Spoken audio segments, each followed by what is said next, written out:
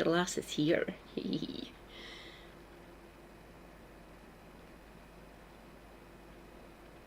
Oh, I've got... Yeah. Wow. Okay. Good. Stream it. Fuck.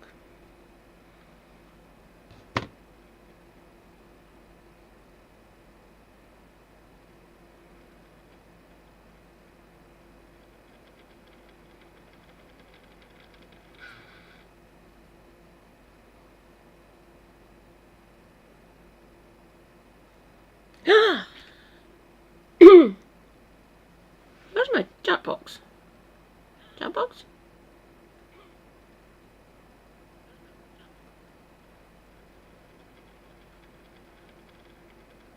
There we go. Frog. Rejoice, comrades. Natok. Hi, Natok.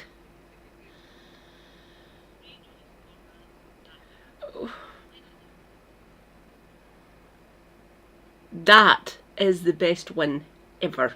Don't care what anyone else says.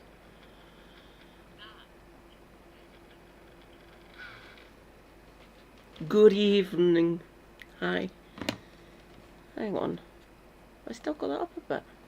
Oh, I do indeed. Oops. Oh, men at arms. Look.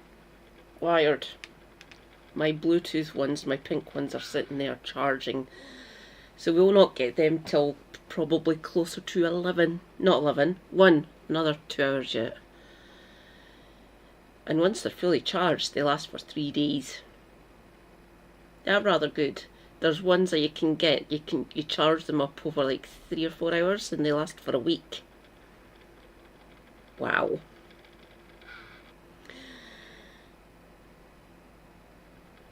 Not with the level of punishment I put my headphones through. I might look into them, maybe check out reviews. But because these are wired, they could go forever and ever. They were wireless, but they weren't well made. Like the ones that are on charge are JBLs. Super Hubby bought them for me. Because he is based. Technically the colour that he chose for me is called rose gold.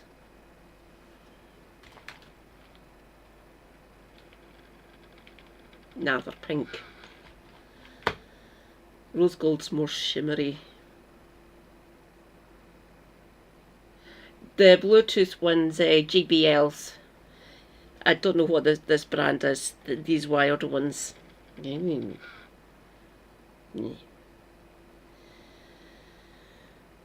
Or I've got these Sony ones. In-ear ones.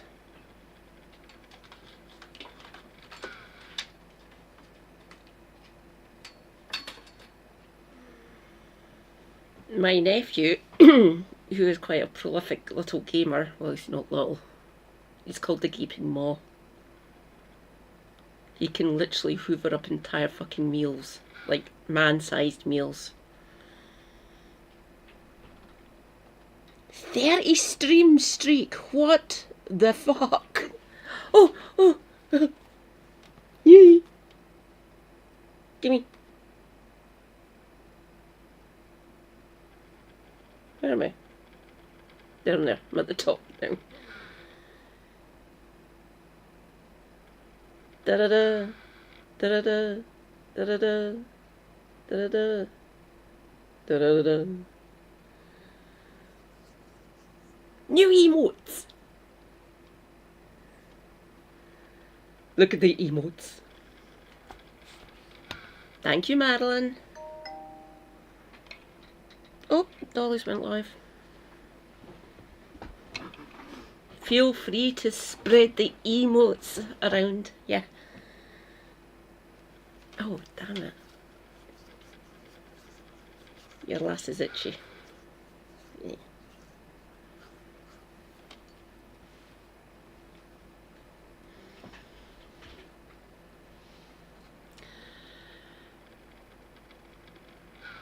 It will show this short. It's turned up on my... Oh, there we go. So me and the missus were about to order a Chinese takeaway for the family. Oh, if you're already ordering, I'll take one. But then I thought just to try and be a bit healthier. Yeah, I suppose we should. And even quicker, because it's only going to take 20 minutes. 20 minutes is fucking ages, right? Thought I'd just make it myself. And the real trick to getting that crispy takeaway style chicken... I think I know what that white powder is. ...is corn flour. Oh. So if you didn't catch that, we cut up 3 chicken breasts into a bowl. I can't tell if using scissors for this is better or not. That took fucking ages. I've got to do 2 more breasts. I'm gonna use a knife. Then we add some salt, African American pepper, and garlic, and some magic white powder. And then just get it nice and coated. Now you can go for noodles, but I'm just gonna go for some rice. Rice it is. You want to rinse this through a few times. On it! Water up to your first knuckle. What if I have a weird knuckle? Just bring that to a light simmer. Simmering. Now flavour-wise, really you can just go with whatever you want. Okay, I'll do it myself and definitely won't copy you. I always... Lewis is double jointed. I didn't realise that. Are you in the Discord? If you are in my Discord, post a link to them, because I'm always looking to expand the tech that I use. Obviously I need to expand, I need to get external memory, because I'm having so much fun watching either Raptor or Xerxes or Baby Game Shift or Argonian Bum sometimes. Play Marvel Rivals. I will be dull as fuck, because when I played Overwatch, I was Mercy, so I was a healer. So I would either go, obviously, Wanda, because I have no originality, or because I'm your friendly neighbourhood Scottish Marxist. You can guess who my favourite Avenger is.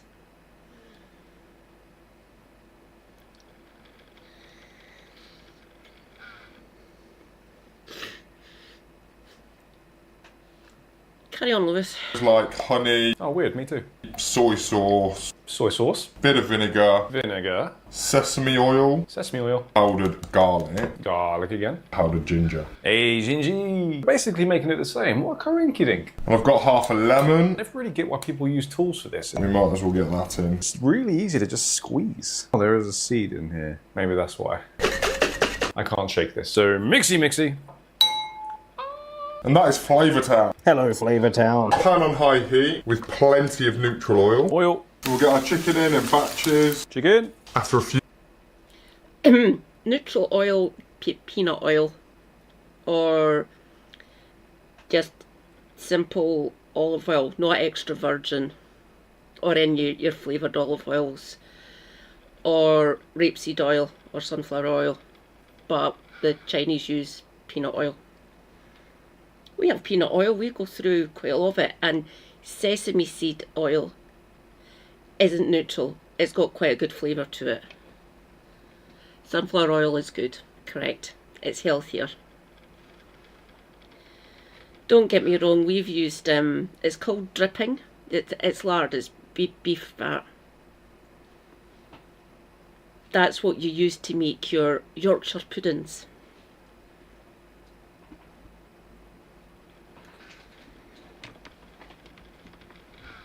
We put herbs through our Yorkshire pudding, because obviously,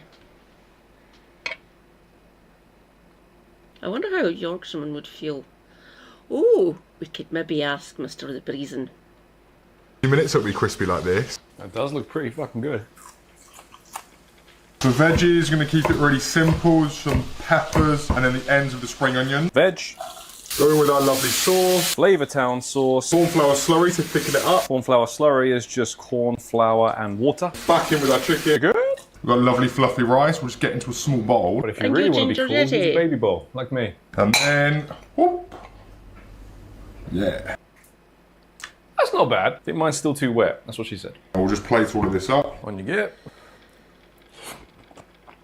That's delightful. That is delightful. Love you. Aw, love you too. If you like removing all guilt when it comes to eating some of your favourite foods, you might want to drop me a follow, because I review these kind of recipes all the fucking time. But for this, recipes down below. Hope you enjoy it. So me and the missus were about to order a Chinese takeaway for the family. Oh, if you're already ordering, I'll take one. Thanks, But then I Liz. thought just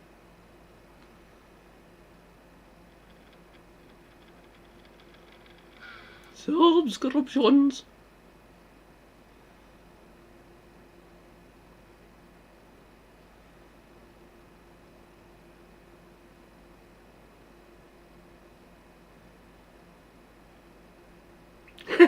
My Left Eye Awards of 2025. What the fuck are you doing, Lefty?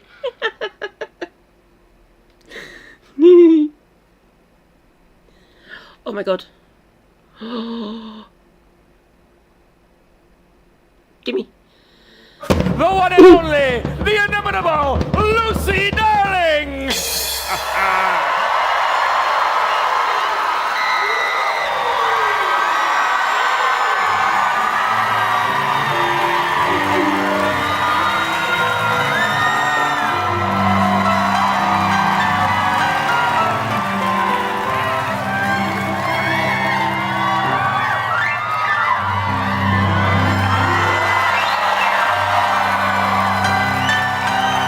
Oh my god. You're welcome. Look at all you sweet babies. Oh my goodness, you look confused. It's that wonderful time between Christmas and New Year's where we have no idea what the hell is going on. Is it Saturday? Is it Tuesday? I don't know. I haven't known that ever, but especially right now. You guys look so cute. Wow, this is what the Newark branch of our family tree looks like. Ooh. They look nice and dressed up and a little drunk. Well, good for you getting drunk in the middle of the day. Yay!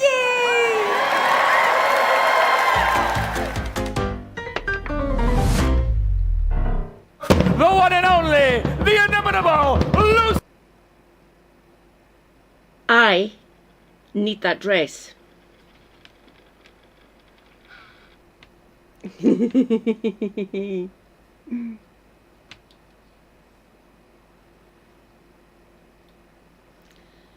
Give me a minute, I'll go and check something.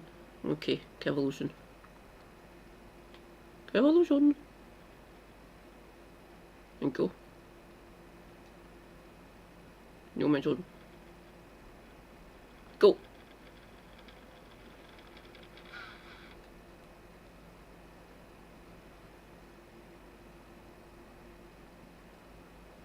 Ooh.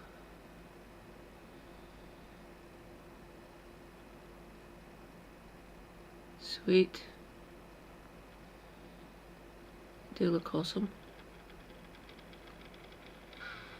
Back to my own Discord.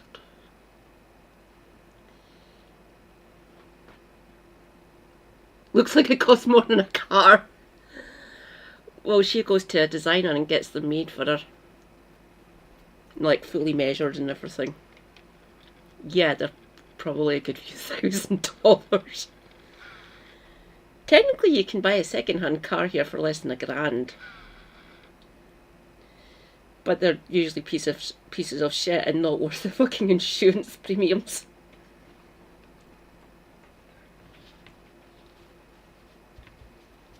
Christ, I'd hate to think what the insurance would be for any fucking car where I live.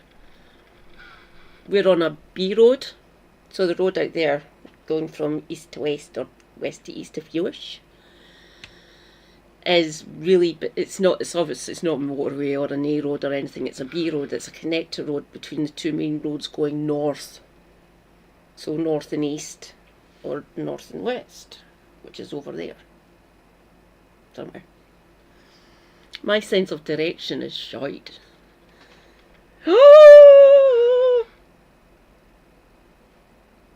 Read Joyce Comrades, the main mod. Hi, darling. What do you think? I had to resize them, the static ones. The top two, right, you can see the taking notes one, it's still working. But I'm not getting my Highland fling or my twerking. I don't know what went wrong there. I'm not sure if Not sure if Twitch doesn't like them or something. Yeah. It looks like you can tell what they are just by looking at them. It's just a shame they're not fucking moving. They're amazing, aren't they? Obviously, they did cost me a bit. Super Hubby was fine though. He said, you done what? They cost that amount? Yeah. But he's fine with them. He quite likes that taking notes one. Said that is very you. Well, I do be scientist after all.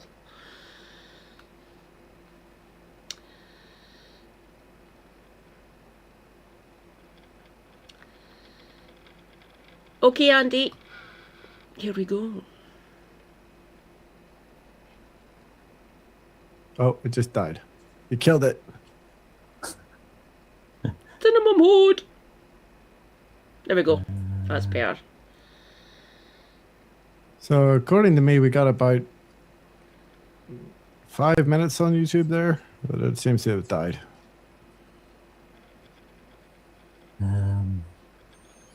Wow, hopefully nobody was watching that for 5 whole minutes. Yeah, I got one person is watching us. That's possibly me. Or me. Could be me. I'm in there too.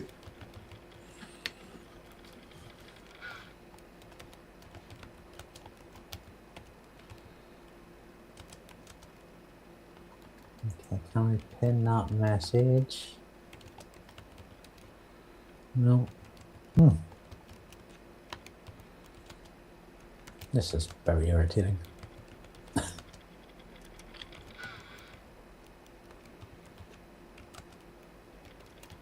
see if there's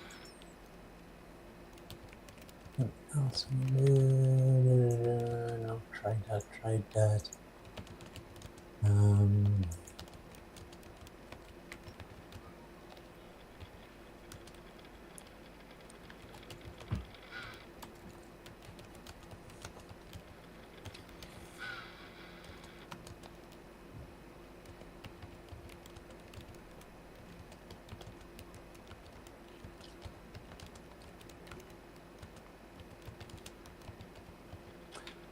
Okay, right. So I think, So this now says we're live. Yeah. I think we may just go ahead and just go YouTube. ahead and do it. Yeah. Yeah, YouTube thinks we're live. We're live. We're live. I believe YouTube. I think we've perhaps shared all our viewers, but it is technically live. Taking notes one is really good, isn't it? All right, go again. Oh. Go for another intro for old time's sake. Yeah. All right. I did mine already. You know it's your turn.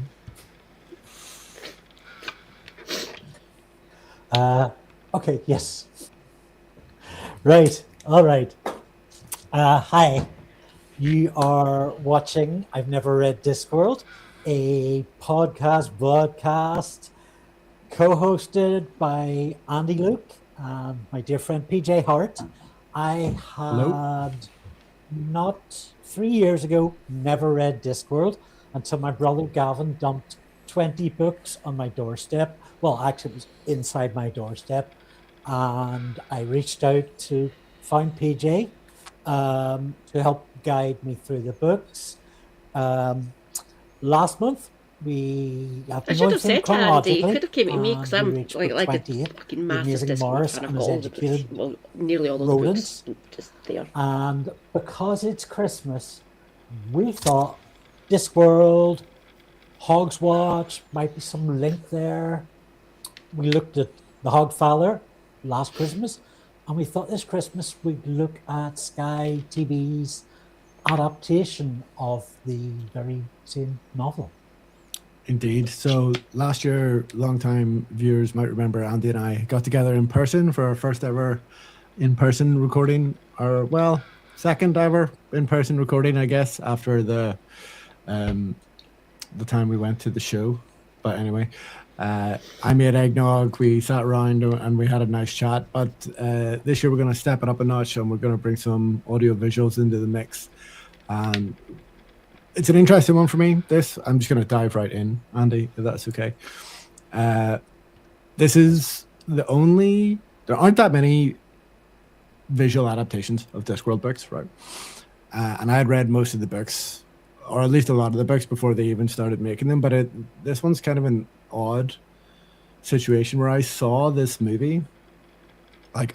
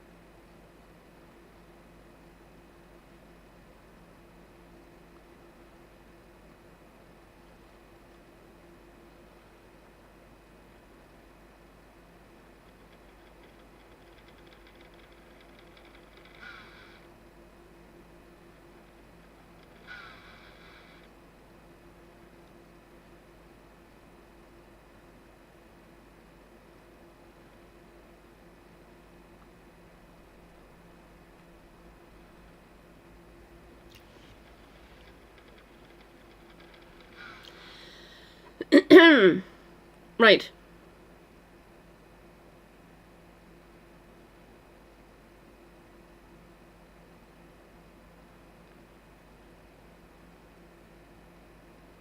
Huh.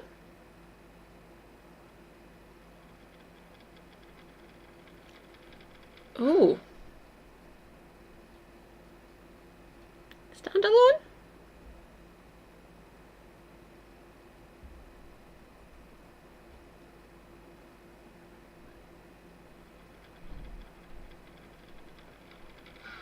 Okay, I will point out my favourites. So basically these two are linked, the first two. The Light Fantastic is a really good book.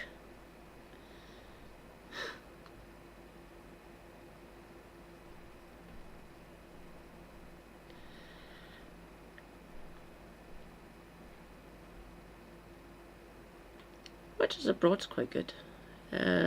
Lords and Ladies Vampires. Oh, interesting times. Men at Arms is a Said City Watch is basically a Vimes book. Well, yeah, he's the main. Death and Unseen Universe. Technically, it's a Susan Stoke.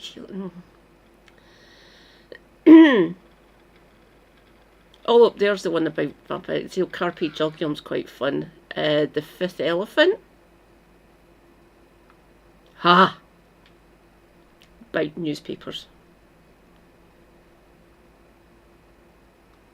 There we go. That one is really, really good.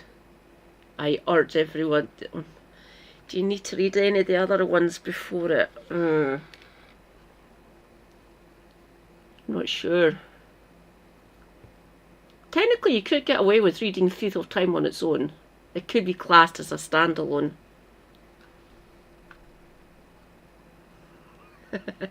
Conan.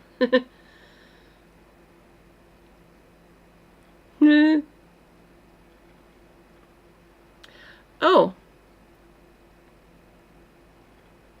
That has been adapted now as well. Oh, Night Watch. Oh, Monstrous Regiment.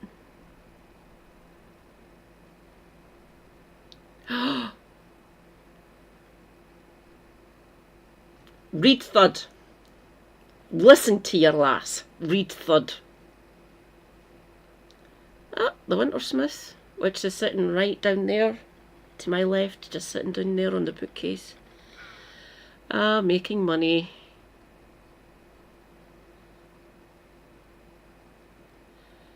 Ah, there we go. 1, 2, 3, 4.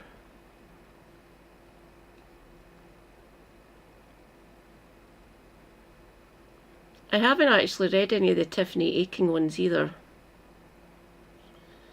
So 1, 2, 3. I was right. There is 3 that I haven't read yet.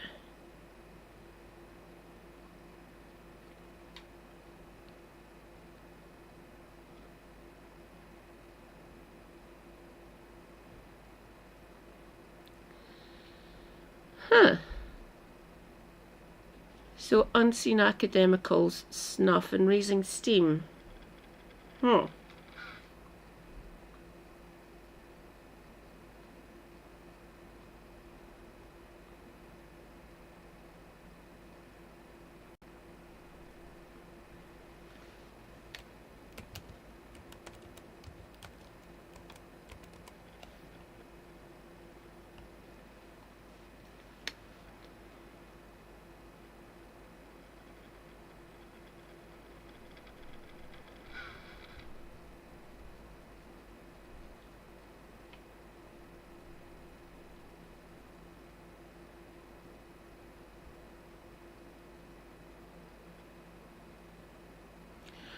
Oh, right.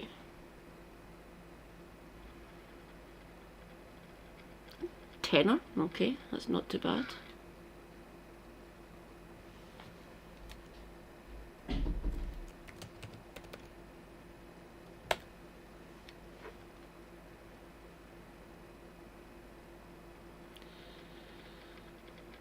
Ah, 12 so that's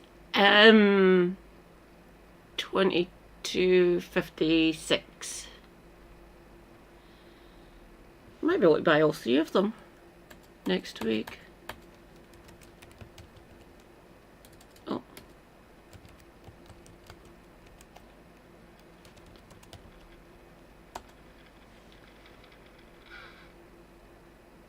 Tenner. Right. So that'd be 33. Roughly. Cool. Nice one. I've got all the other ones. 1, 2. 4 is hardback. So my Feet of Time, my Thud, and my Interesting Times are all hardback. The rest of them are paperbacks. Good few times. Like I'd watched it a couple of times, 2 or 3 times at least, before I ever read the book of Hogfather. I don't know if I mentioned that at the time because I wanted to kind of keep it spoiler free and just talk about the book. But yes, that's the case. I didn't watch it exactly when it came out. I came to it a few years later, but oh, Scribby! And have not rewatched it every Christmas, but I've I come back to it every now and again, so I'm excited to see what Andy makes of it. Yeah, I watched it for the first time yesterday, 29th of December, 2025, and rewatched I've got the it DVD today. Of Hogfather over there. I've also managed to find a few bonus extras from the DVD, but might also be on the YouTubes. Can we talk about those briefly first? Absolutely. I mean, usually in this situation, Andy would give you like the publication details and the year and all that kind of stuff. As the resident kind of TV head, I guess I don't mind doing that instead, if you like. So Hogfather was produced by The Mob & Co. for Sky One. Production began in 2025 and the show aired over 2 nights on Christmas 2006. It was written and directed by Vadim Jean with writing input. Terry is credited as mucked about by Terry Pratchett on the screenplay. So I think we can comfortably say written by Vadim Jean and Terry Pratchett, directed by Vadim Jean. The Sky One The Mob & Co. production for Sky One. It's not as good. You're better at the books. The book, publication details roll off the tongue a bit easier, I think. But all that just to say that this is coming on 20 years old. It was probably 20 years ago, probably when it was produced. 19 years ago it was broadcast. Yep. It What? premiered. No. No. No. Keep on forgetting how long ago these were done. When was book written?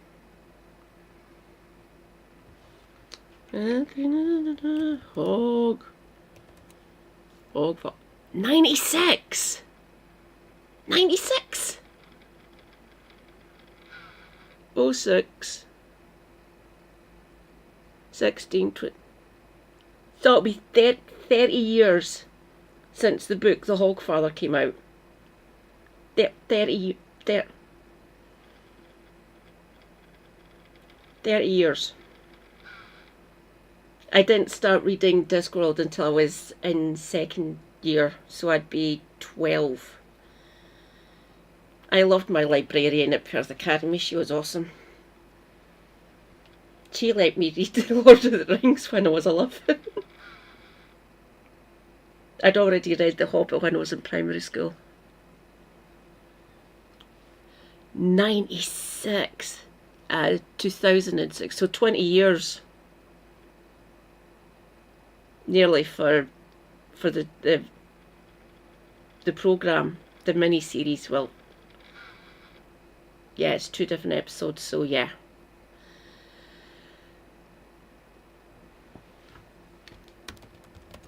World of Books.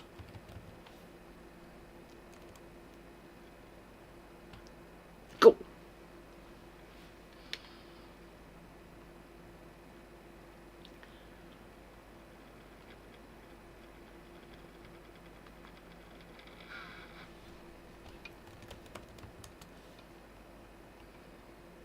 Yeah, fine.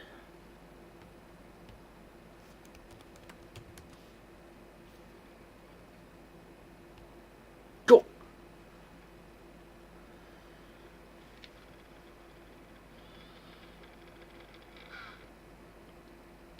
Oh my god. Buy 3 and get another one free?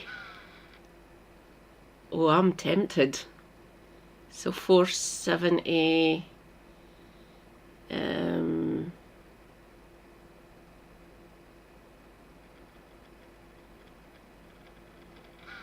1170.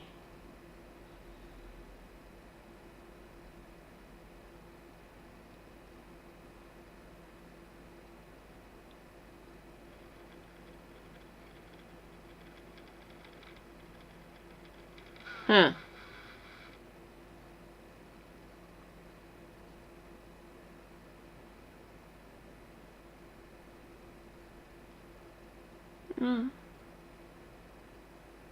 Amazing.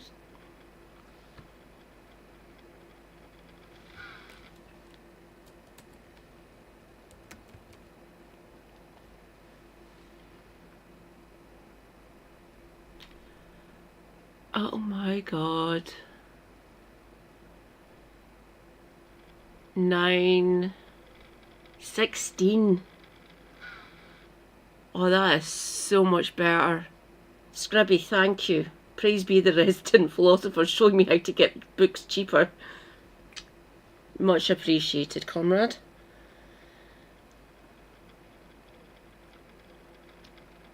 That is getting bookmarked. Thank you.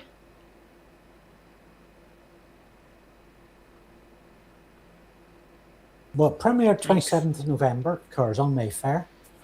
Oh yes, they had a big proper all singing, all dancing. Yeah, of course. That must have been some show. It really is a fantastic show. You wanted to talk about some of the behind the scenes stuff first, before I interrupted you with all the details. Sky screened at 17th, 18th of December, were repeat on Christmas Day and Boxing Day. But there was a 12 days of Hogs Watch leading up to it, which I assume was scheduled the 12 days leading up to Christmas Day, which is One would imagine. I tried to find out a bit of behind the scenes info on the 12 Days of Hogwatch. They're not on IMDb. That's about as far as I took it, to be honest. But yeah, I was quite curious about the TX dates on those. I was also quite curious as to whether they got the same actor to wear the death costume, because I thought he was very good in both, and in the whole Hog.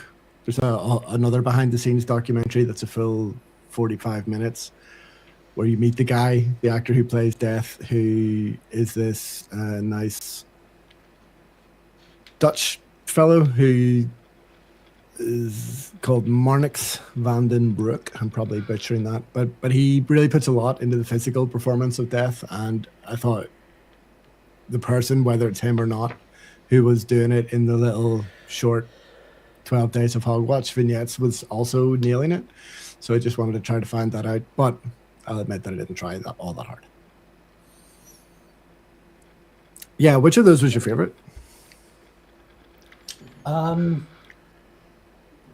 not quite sure. They all kind of watched them as one block, and they kind of meshed into one. I mean, there were some scenes that were absolutely Death with a curry and Death with a fried breakfast were I almost screen capped those, shared them with you.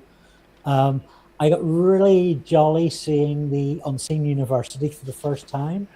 Yeah. Death in the pub I also liked. But yeah, those little scenes at the end where Death goes somewhere for a meal or a drink is just inherently funny for all the same reasons that it's funny in the book, but more so. Yeah. It was lovely seeing the interviews with Terry, with Stephen Briggs, who I believe did the storyboards for it. Vadim Jean, I think his name is, who is both the excuse me. Stay hydrated. Self-care is good care. Take meds if you need to take any. Stay based. Free Palestine and smeg off. My God.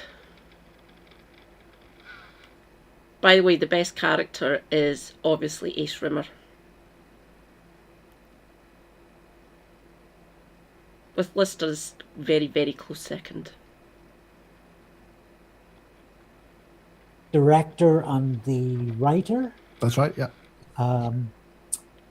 And I mean, Ian Richardson absolutely kind of nailed it for me as the voice of Death. And then the guy who does the body work for Death, who does the movements and what's his name? Dutchman. Yeah, I just gave it out there and now I've lost it. Marnix van den Broek. Marnix van den Broek. Yeah, very, very subtle moves and stuff. Yeah, those were a real extra treat. I mean, before I sat down and watched it, I was going through the cast listings, and yeah, I had some immediate positives and negatives that kind of changed quite a bit by the time I got finished my second viewing. Yeah, I don't know. I mean, I don't want to spend the whole podcast belly aching about the TV industry and how terrible it is in general, but especially now. But I think it is just worth mentioning at the top that, like, the fact that a UK cable network essentially could make this 3-hour-long fantasy comedy with, let's be honest, not a lot of big names in it, like Tony Robinson, David Jason, probably the two biggest names. Thank you, Scribby. The lead human character, you know, Susan, was a complete unknown at the time. Michelle Dockery, this was her first major screen role. So the fact that this even exists, yes, it was nearly 20 years ago. It was a different time in the industry, but the fact that it even exists is a small miracle. A Hogswatch miracle, you could say. And yeah, they just don't. TV shows, movies, TV movies like this just don't get made anymore. Even the streamers, I don't think would, at the height of the streaming bubble, don't think would have attempted this. So it's great to see it. I'm glad it exists. Yeah, Michelle Dockery was one of the people I was a little because if you piss us Discworld heads off quite so myself and my lovely friend, I'll not give his name away, he lives here in Glasgow, don't worry.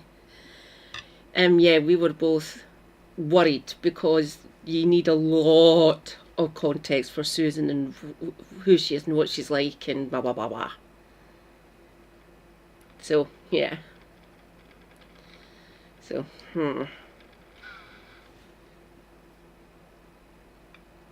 I think people generally liked it though.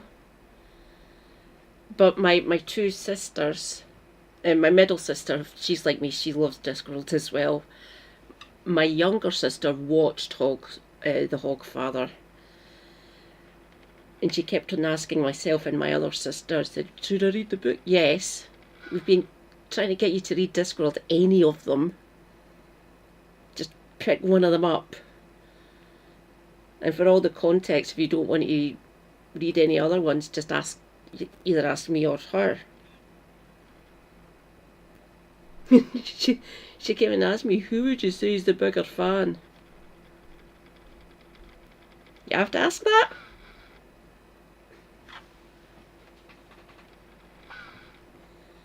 Middle sister is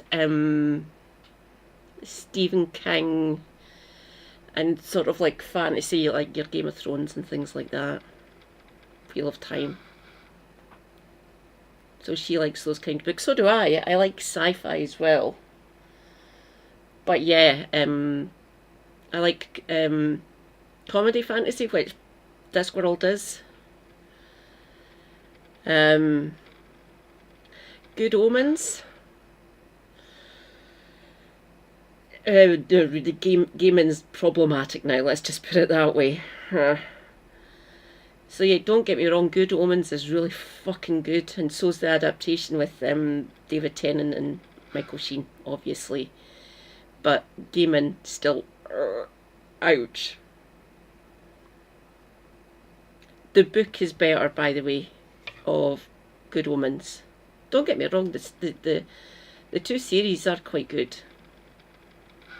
So yeah. But he's problematic.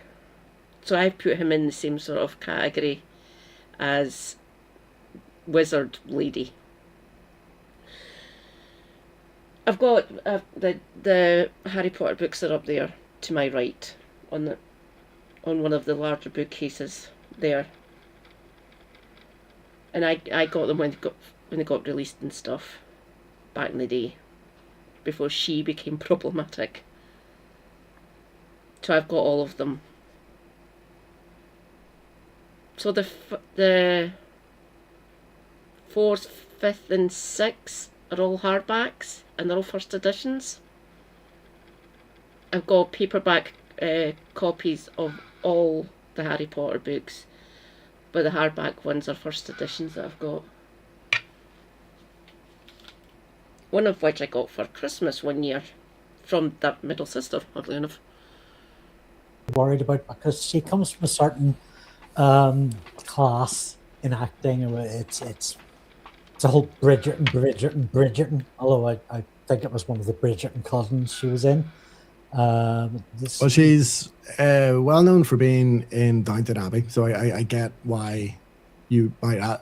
That's where almost everybody will know her from. But this role predates that, this, and I think she comes across really well in the behind the scenes documentaries, where like she's super excited to have this as her first major screen role. She doesn't know how to ride a horse. Like, they have to teach her how to ride a horse. She's super up for doing her own stunts and everything. So from what little I've seen of Downton Abbey, like former rider here, by the way. My older cousin, one of my older cousins, she's a brilliant equestrian woman, and she was the one that taught me when I was a teenager. So she had 2 horses back in the day. She's since sold them to the stables that they were actually in. So she sold them fucking years ago. So I learned to ride from the age of 12 up till the age of like 18, just before I moved down to Clydebank. and going in completely blind, especially on a production, doing it for a show or a movie or something, a TV show. I feel for Michelle, I really do. It took me years to learn to write properly. And I had to be careful because of my arthritis and stuff. And I break kind of easily. Or didn't fall off though, oddly enough. Lucky me. I miss horse riding. It was really fun. She's good in it. Michelle, I feel And I for had you. seen this. I'd seen this before I ever saw Downton Abbey. So like this, I had no preconceptions of Michelle Dockery before I ever saw this. And you know, like, was probably quite sweet on her the first time I saw it as well, as a much younger man. So we have a message from SB75N. We are now on YouTube. Oh my god! He's got the luggage on a t-shirt! So the luggage is made out of sapient pear wood.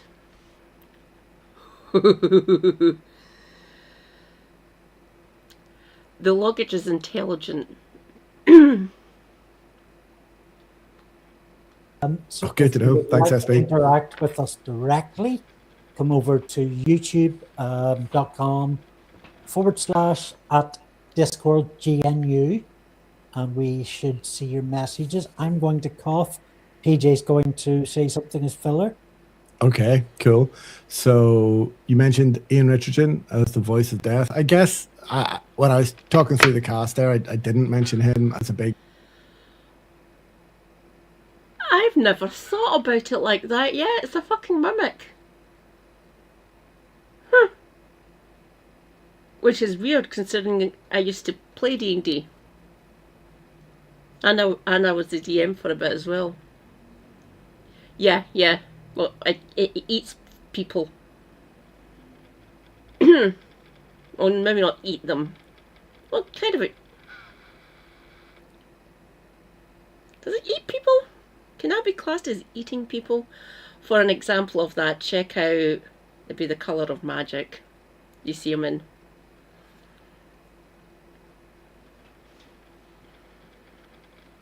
Oh, the casting for The Colour of Magic and The Light Fantastic didn't like it. At all. It does. Yeah, it's good. Yeah, it's good teeth. Name, and perhaps I should have. He was, of course, the star of the original House of Cards. You know, we were talking about streamers and what kind of content they would have made and all the rest of it. So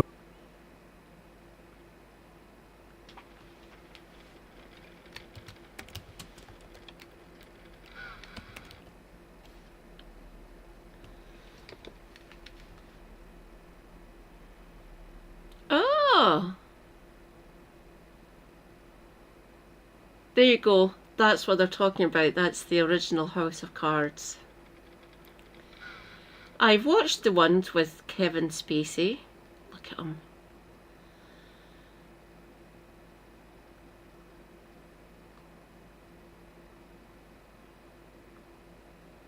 Oh my god. Oh.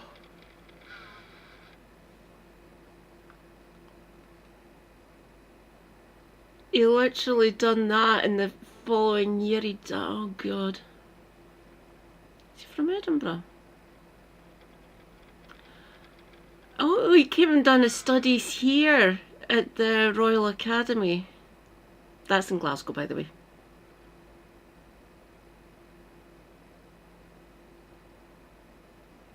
Ah.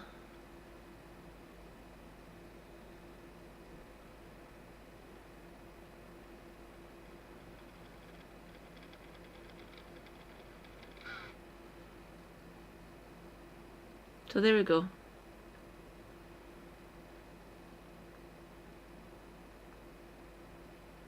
"1934 he was born. Bloody hell.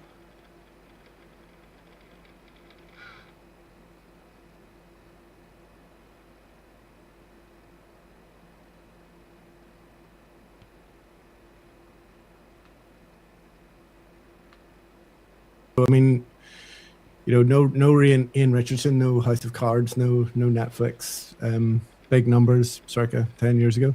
So I would just also like to kind of echo what you already said. I mean, he's perfect in this, And we talked about Christopher Lee as the voice of death before, but there's a bit of additional vulnerability at times, some extra warmth, just a smidgen of warmth that death displays, or that is hinted at in the books, that Ian absolutely nails. Oh yes, is that the Christmas brandy going in? I'm on the Baileys, but I don't think it's going to last. Oh, Nice. it wouldn't last for me. This is a bit of a special reserve whiskey. Oh, Like my whiskey. even classier, much classier. So yeah, I mean, Vodka. for your average British TV viewer, circa Or bourbon. 2006, But I would say vodka. there's enough potentially here to get you interested. And I guess that's kind of how it was back then. You didn't need the big international stars for stuff like this, because there was no expectation that this would really travel dramatically beyond the borders of UK viewing.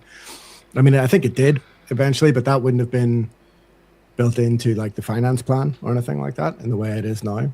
So yeah, I think if you've got David Jason, Tony Robinson, Nigel Planer, I guess would have had a bit of a cult following, still does. And then introducing an exciting new young female actor in Michelle Dockery. I also love Mark Warren. I was so convinced that Mark Warren, who plays Tea Time, was To me. No, your name's Tea Time. Trust me, Tea Time. from EastEnders, but I looked it up and he's not. He was never in EastEnders. I don't know why I thought that. I wasn't. Well, Mark Warren is one of about 7 or 8 actors in this who have been in Doctor Who. Oh yeah. In the ill-fated Love and Monsters episode. Oh. He's also actually another little bit of trivia. There are, as far as I know, there are 10 actors who have been in both Doctor Who and Star Trek, and this adaptation has 2 or 3 of them. Oh wow. Is Mark Warren one of them? I do not believe he is. Put you on the spot there. Mark Warren is somebody I was really excited about, and I'm really excited about his choices, and I'm still going through.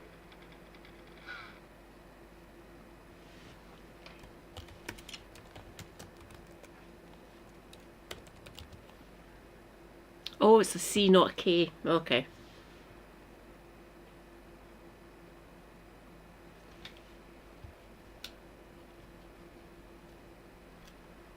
He's from Northampton. Oh, his birthday's quite close to mine.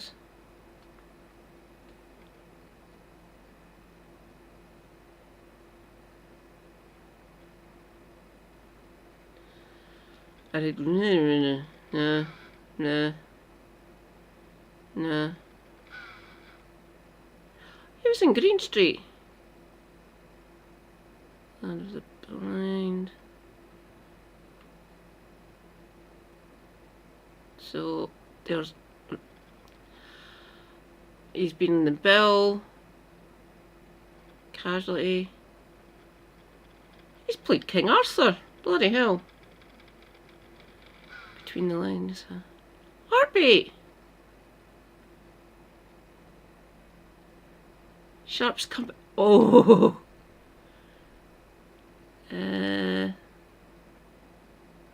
Oh, he's been in A Touch of Frost. Oh, he was in the series of Highlander.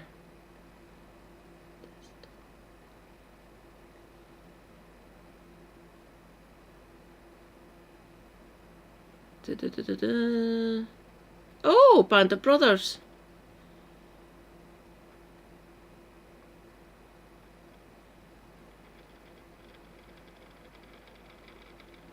State of Play. I knew it. He was in Hustle.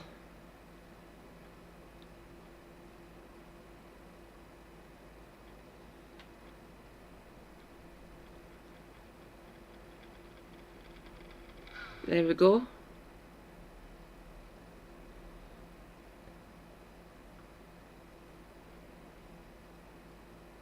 Oh, he was in an episode of Life.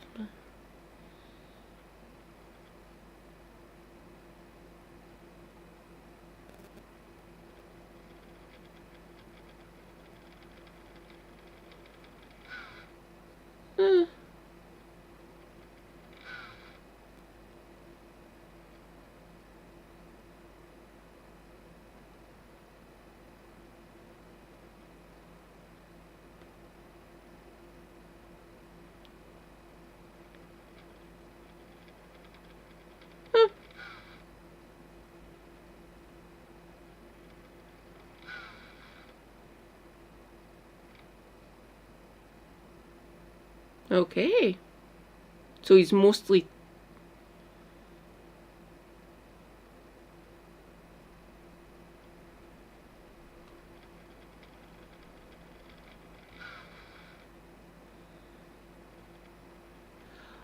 Oh, it's that one. Huh. That one didn't do too great. So it's Tenant.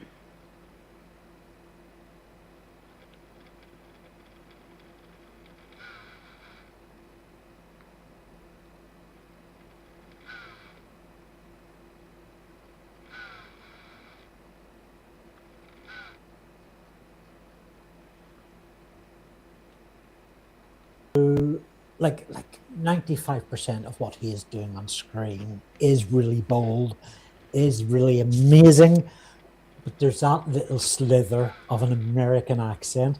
So his performance is like a little sing-song, and the American accent only comes out in the last sort of word or a couple of syllables or whatever, and it's just a little over the line creepy, and it's really been irritating me.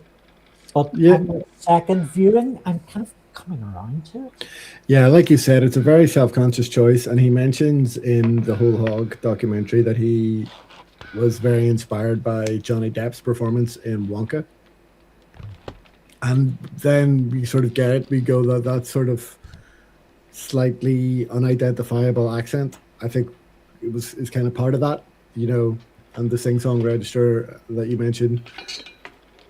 For me, it works better in this than it does in Wonka. And that's not to say that Mark Warren is necessarily a better actor than Johnny Depp, but I think it suits the subject matter here a little bit better. I want to be completely creeped out by tea time. I want to be uncomfortable every time that he's on screen, and the voice is a really big part of that. Yeah. So we are just now we're on YouTube. I'm going to take a wee step back of our first impressions and talk a little bit about how this episode's going to go. We are going to do our usual thing, give our first impressions and break it down into 5 chunks, as per the original Hogfather, because I couldn't be bothered rewriting synopses because it's Christmas and I'm on a break. But we have a live audience for the first time ever. It's our first ever live stream. So I want you to feel free to jump in with your comments about your first impressions, how you felt about particular parts of the story as they were brought to life, particular actors, lighting choices, and hopefully we can get around to some of your comments and these will be, we'll also produce an edited version of this live stream that can go out to the podcast channels, but maybe with a few clips from the film in there under fair use law. Of course. Awesome. So with that in mind, I don't actually have the document in front of me, which is very, very bad.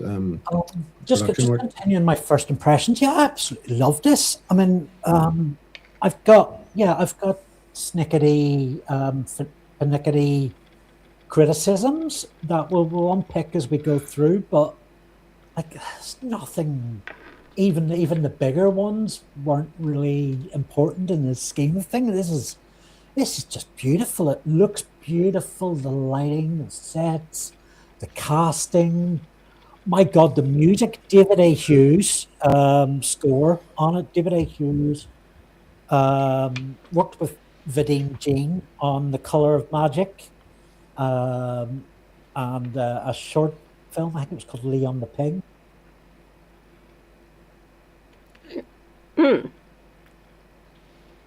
That's weird. Come on.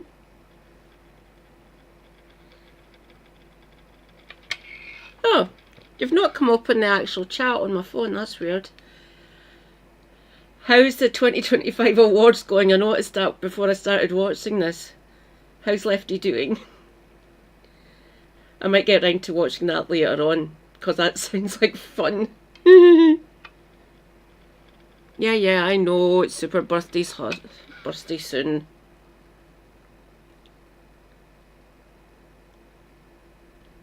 I'll not say when, but it's coming up on Super Hubby's birthday. I haven't got my present yet. I get my benefit the day after his birthday. And what he's asked me to do is just basically pay for his takeaway. So he's thinking about what he wants. He's wanting a Chinese. Blinding sweet. Say hello to Edward, everyone. Hi, Edward. You have reached Katie Marshall 4340 on YouTube.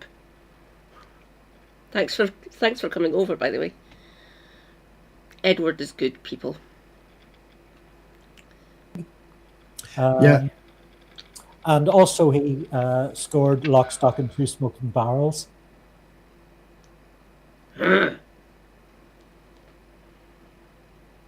Be gone! You're banished. My middle sister's met him as well. And so's my best friend, who introduced me to Super Hubby. We're all Discworld fans. So yeah. He got him, my best friend got Terry Pratchett to sign his copy of Thud.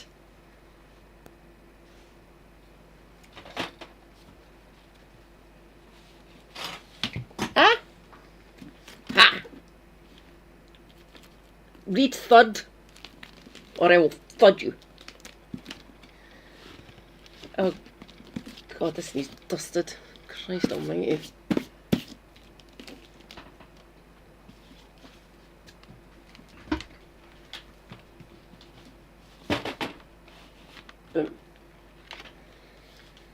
I would have loved to have got that signed, but my bestie's got his one signed. He has been asked by people, other Discworld fans, if they can buy his signed copy of Thud off of him. He's not going to sell it. He's got kids. That's their retirement, apparently. Fair enough.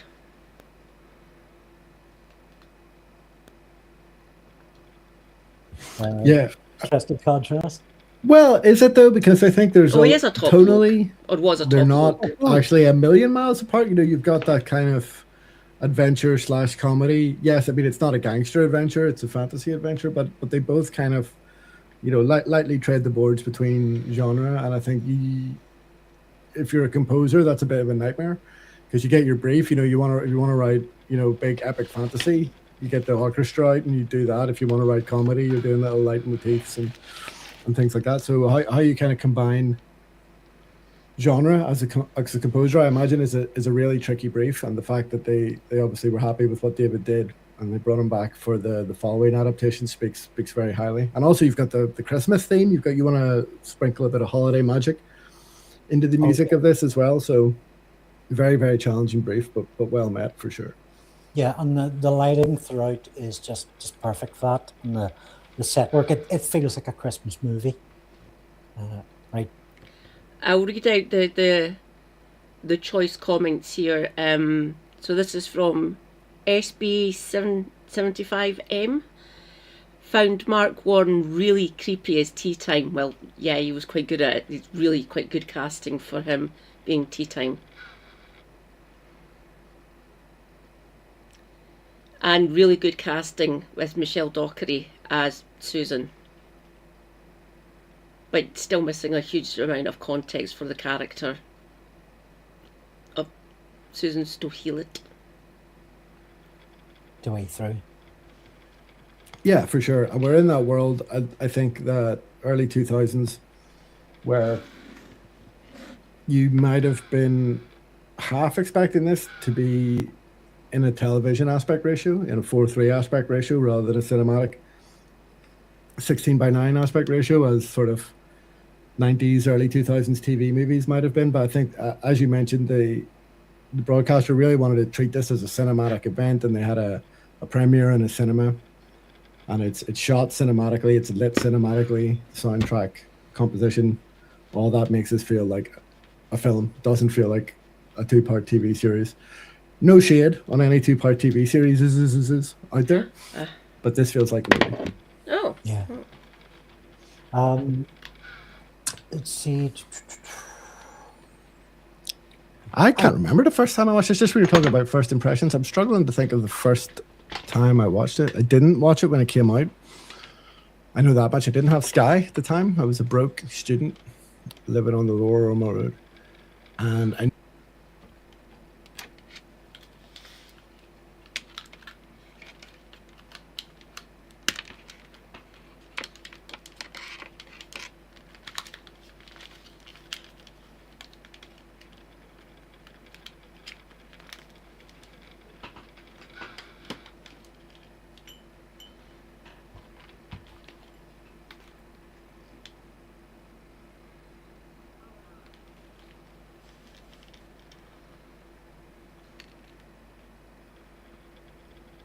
knew this was happening, and I think probably like my standards were unrealistically high for it. Like I was a big Discworld fan. I was also quite a precocious undergraduate film student at the time. So all that praise I've just heaped on it in terms of how cinematic it looks and feels, I probably wasn't the opinion I had when I first saw trailers or first saw it on the front cover of Radio Times or whatever.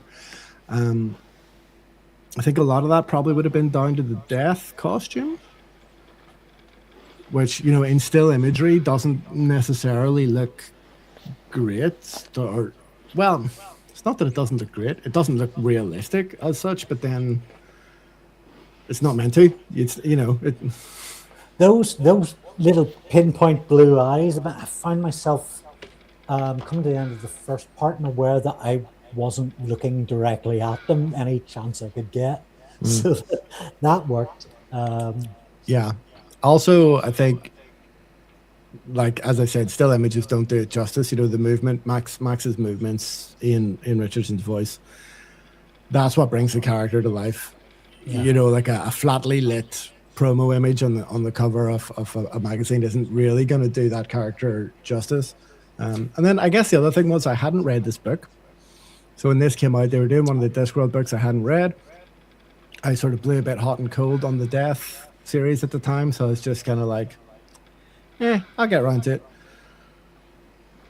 So when I did, as I say, I don't really remember exactly when that was. Probably in the era of sort of early torrenting, when I just got to admit to doing a load of piracy here on the stream. But like, I've what he's talking about.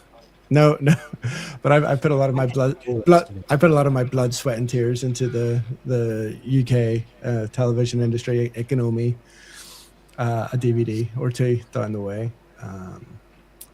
But yeah, so I came across it by dubious means, perhaps, and have watched it. Yeah, if not every Christmas, maybe every other Christmas, every few Christmases since. Much better. I would say probably from like my mid to late 20s till now. Definitely when I was back from traveling and stuff like that.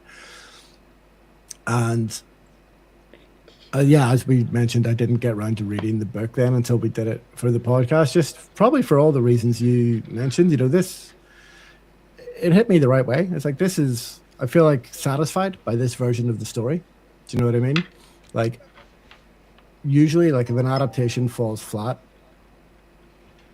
but I can see there's enough there, I'll go and read it. But for this, I was like, I totally get Terry's voice in this. there's other Discworld books I haven't read. I'll get back to this when I get back to it, because I feel satisfied by the version I already know, which is this film version. So I think that really, really counts as high praise for what they did with this. Do you know, I've made no secret on this pod that I'm not the biggest fan of Terry's death, or at least I'm a fan, but not in the way that many other people are. And I think this adaptation broke through for me. Okay. Richardson and Marnik, Marnik Vandenbroek created this death that really is quite resonant. That sort of very factual, too earnest comedy character really sold me this time.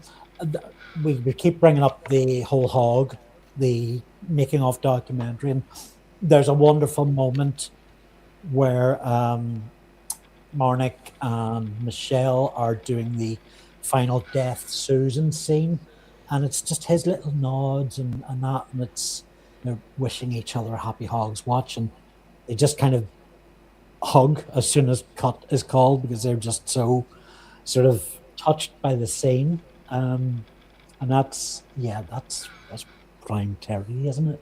Very much so. Yeah, there's something quite sweet about seeing Susan and Death hugging, because they would never do in character. You know, those characters would never hug. You know, they love each other, but they wouldn't express that physically. So yeah, it was really sweet to see the actors give us that moment instead. You know, Not very demonstrative is how we it's usually described. try and get right through My the mum isn't synopses demonstrative as soon at as all. possible. I am. But I have in our notes Like the cast first. And is there anybody we want to single out when we're talking through the cast first? I see David Jason at the top, and you know what? I'm not a big David Jason fan either. And I was really glad that I didn't see him as David. I mean, he isn't my 100% Albert, but I was really glad it was a much more restrained performance from him. yeah, Not quite as severe or austere as Albert should be. I mean, he should be the straight man in this. But yeah, it was just still quite a good performance. Quite enjoyed it. yeah. It's He funny was all seeing right. him in behind the scenes where he's clearly, Clearly a huge fan. yeah, and maybe slightly put out that he's not the lead in this, like a bit put out that he's a supporting character in it, I think. And we all know what happens then when they came back with The Color of Magic. But So in The Colour of Magic and the Light Fantastic adaptation from a few years before Hogfather came out, he was playing Rincewind, which was wrong. Rincewind is lanky, he is tall and spindly and is good at running. It should have been someone taller.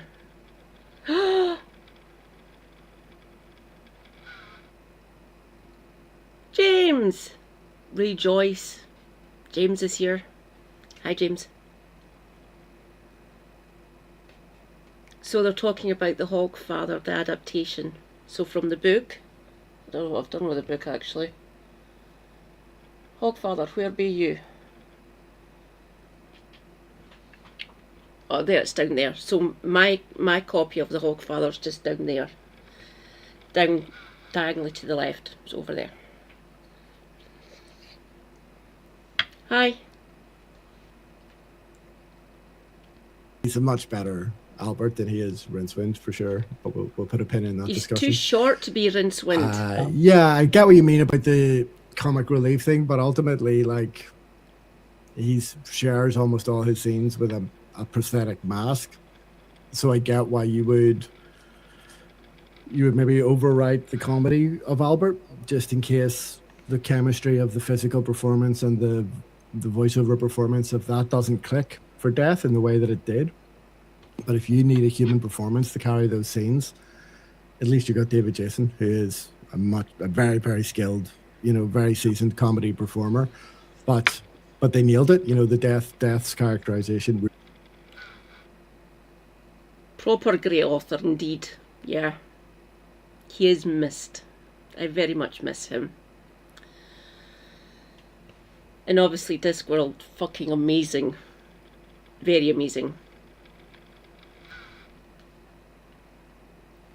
Really, really works. It's really funny. So yeah, there ends up being perhaps an abundance of comedy beats in some of those scenes. But I mean, it's Christmas. You can't have too much. You got to overindulge.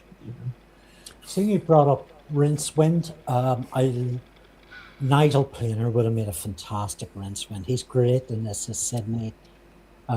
Just the right amount of patheticness and, but not tipping over the edge.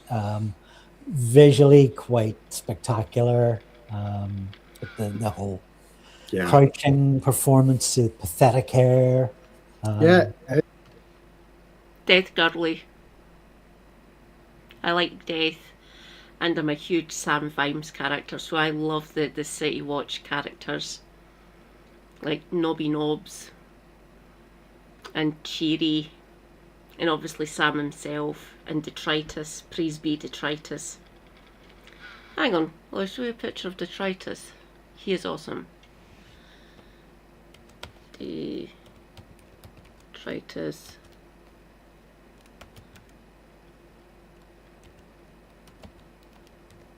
This world.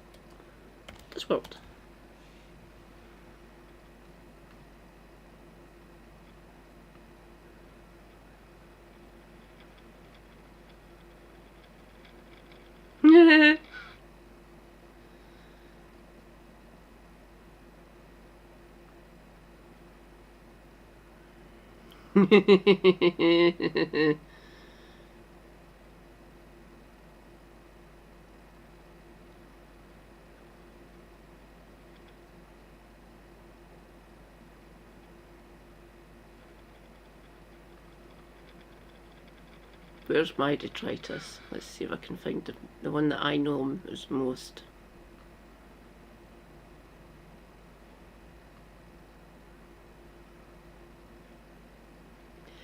There's his peacemaker. So that's his crossbow essentially. It's quite powerful. It's got a £2,500 to £3,000 pull, and only detritus can use it. It splinters big ass doors and sides of buildings. Detritus is one of the best characters ever created. Well done, Terry.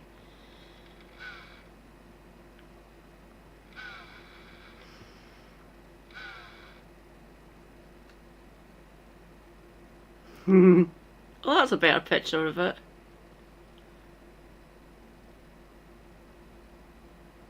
And yes, that's basically an entire supply of crossbow bolts, or quarrels if you want to call them that.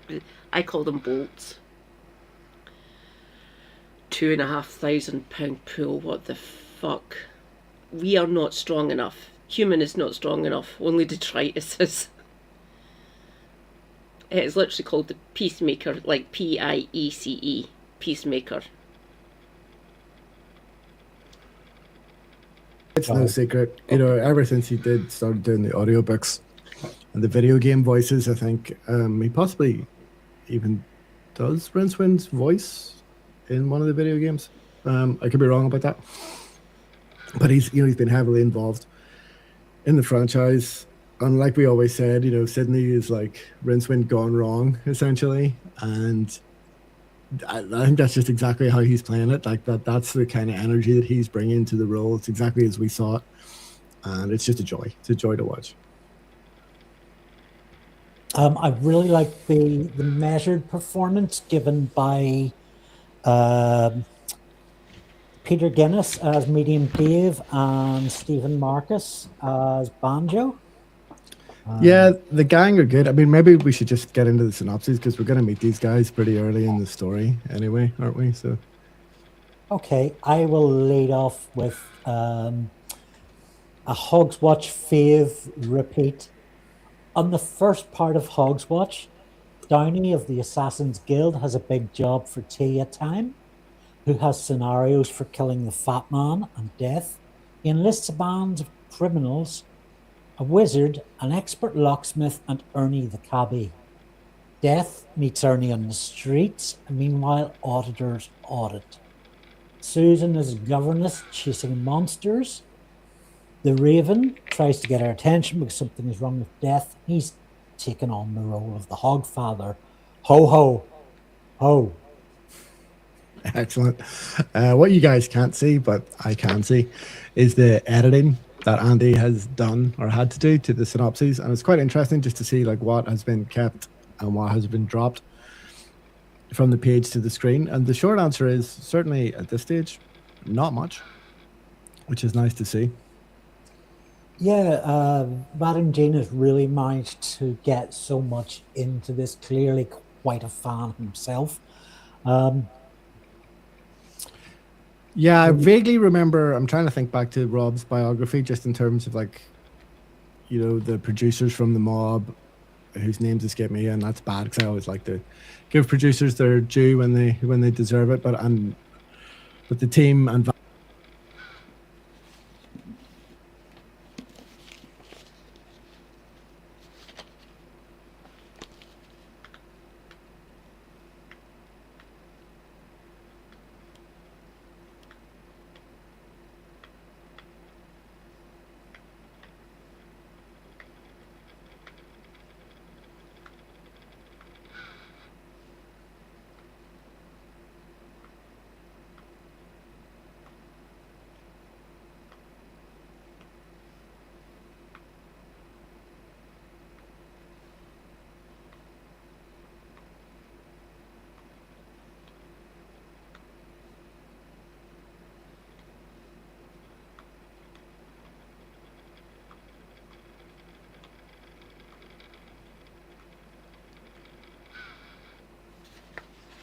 There we go.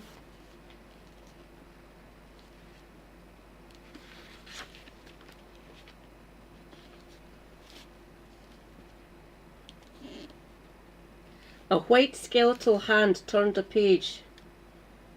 "You'll be Death then," said Vimes after a while. "Ah, Mr. Vimes, astute as ever." "Got it in one," said Death, shutting the book on his finger to keep his place. "I've seen you before. I've walked with you many times, Mr. Vimes. And this is it, is it? It has never struck you that the concept of a written narrative is somewhat strange." Vimes could tell when people were trying to avoid something they really didn't want to say, and it was happening here. "Is it?" he insisted. "This is it? This time I die? Could be. Could be? What sort of answer is that?" said Vimes. "A very accurate one. You see, you are having a near-death experience, which inescapably means that I must undergo a near-Vimes experience. Don't mind me, carry on with whatever you are doing. I have a book."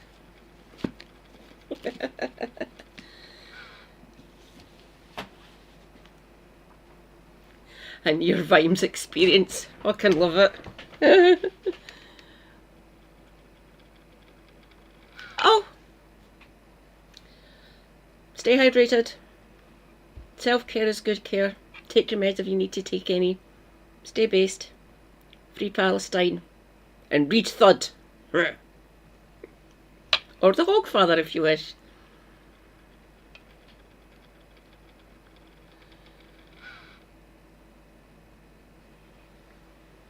Take care, Edward. Catch you later. Bye. Adam, you know, coming out to see Terry and sort of pitching their vision for it and all the rest of it. And I think 90 minutes obviously wouldn't have done this any justice. Like the 2-part Christmas television event, you know, which is kind of a thing of the past now, or certainly becoming it, is perfect for this because you would have the opposite problem. You would have the kind of Netflix problem if you tried to make a whole series out of it. If you tried to do 6 episodes of this, not going to work. You try to do one movie also not going to work. So I think they've got the exact perfect runtime for a book like this in 3 hours 15 or whatever it is. So you were going to talk about the gang, or do you want to take this in more? What I was going to in plot terms, it looks a good bit about the gang, but in terms of how it shows up on screen, it's very much a focus on our Susan. There's real care taken building her world. I love the scene where the party guests come down and find her. Yep, our live stream appears to have shut down unexpectedly. Are we still live on YouTube? YouTube thinks we are. Let me just refresh that. I don't know if we are still on the same page or it's opened us up on a new. I think it's gone. I think we're down.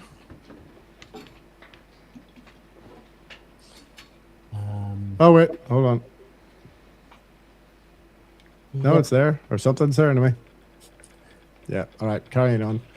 Okay. Yeah, like that. Refund. Yeah, yeah, that sequence with Susan and the bogeyman and the kids. I was a bit surprised thinking back on it. You know, with an analytical mind, you know that whole scene basically plays out beat for beat as it does in the book. Considering that, like, the kids don't have a huge role in this. The parents and their guests obviously have almost no role in the whole story, but thematically it's so well important. said, Jim. Just in terms of about. Good night, James. Stay hydrated. Self-care is good care. Take meds if you need to take any. Stay based. Free Palestine. And, yes, read The Hogfather. Or watch it if you wish. Forewarning, you are missing a lot of context with Susan. Belief. The purpose of belief in the Discworld, and because you don't have the book's narrator to just tell you that, you really need a scene that demonstrates that. Oh, SB has confirmed that we still exist on YouTube. Thanks, SB. Existential crisis averted. Yeah, so it was great to see, and it's just a funny sequence. There's opportunity for great visuals in it with the bent poker, some great, off-screen film storytelling with all the audio sound effects of the bogeyman getting beaten up, and all the adult characters and the child's reaction to that. So, time well spent, money well spent, I think. Yeah, the biggest change is the almost complete lack of death of rats and the scaling back of Quoth the Ravens part. Animatronics in it, expensive. Yeah. In the books, Quoth the Raven, who is Death's Raven, actually talks. And I can understand why they excluded Quoth and the death of rats, which is a rather delightful character. But yeah, I can understand it. I'm still a little bit upset that they couldn't put them in. I mean, those two characters, if memory serves, were pretty much part of Susan's quest throughout. Please. What we did get a death of rats, that one scene was pretty good, pretty well realised. Yeah. And funny that Michelle does the voice as well.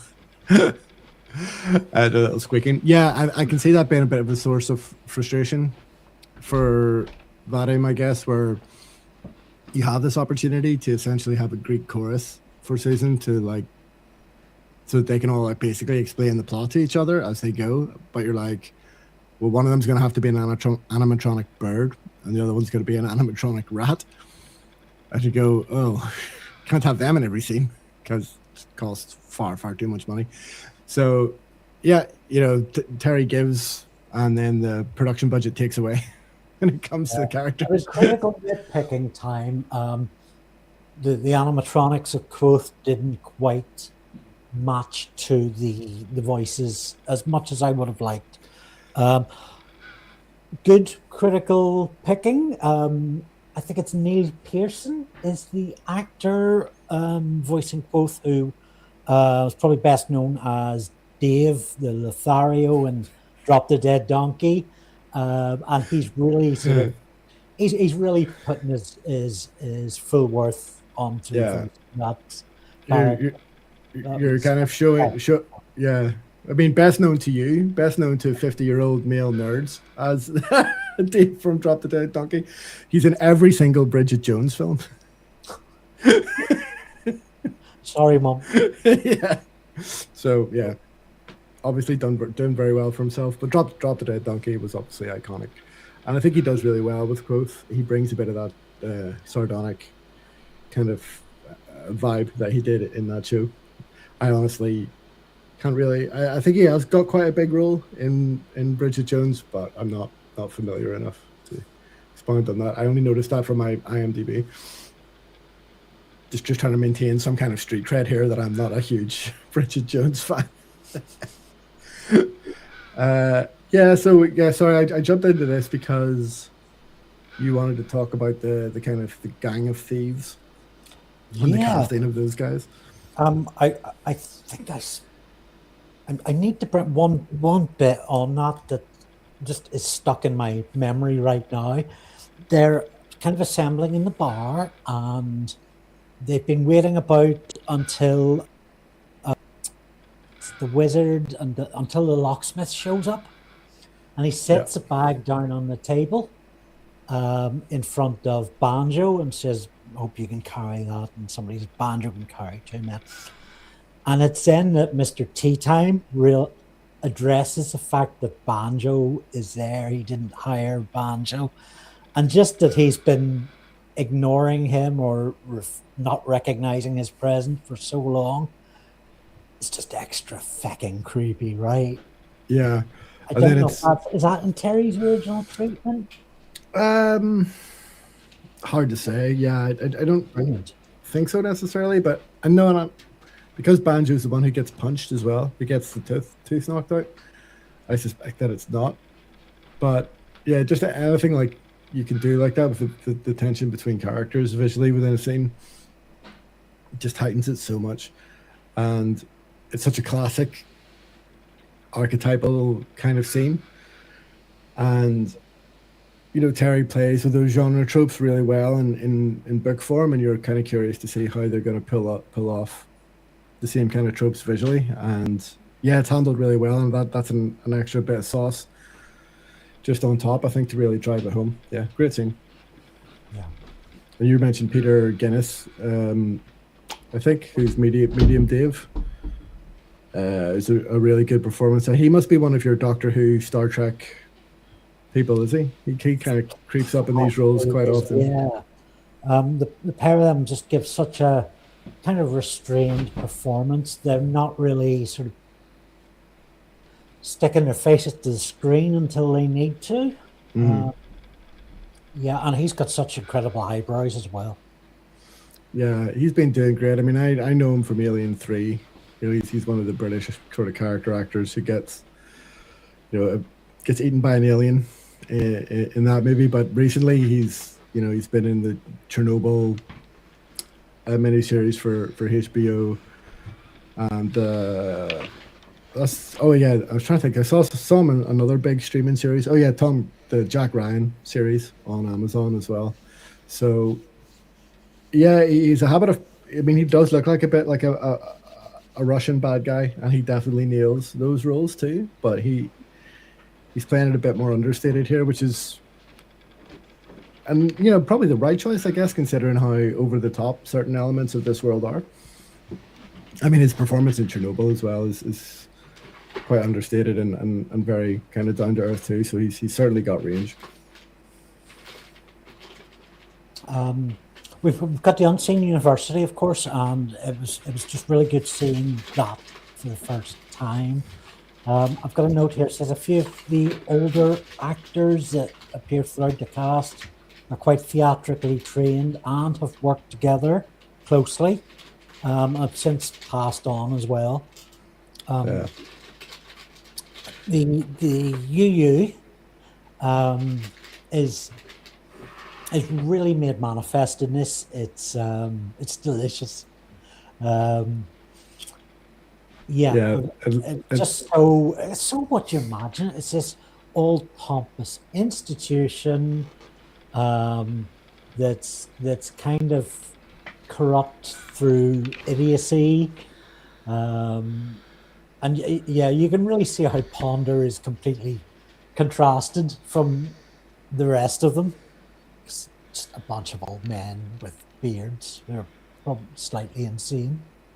yeah, and not to get ahead, not to talk about any potential recasting that happens in the Color of Magic, but I think the kind of group of wizards we get together in this one certainly suits the story of Hogfather and some of the more silly stuff like around the bathroom and all that, you know, bloody stupid Johnson and everything. I think, yeah, these guys kind of nail it. Like you said, it's an institution that basically survives on laziness and idiocy and backstabbing, and there's a really kind of good chemistry between all these guys and Ponder as well when he gets thrown into the mix too.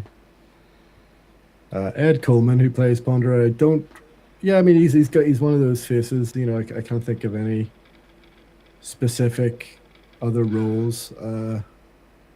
Oh, he recently crept up in The Witcher. Actually, I think I might be the only other person still watching The Witcher. But he did recently crept up in this year's current season of that.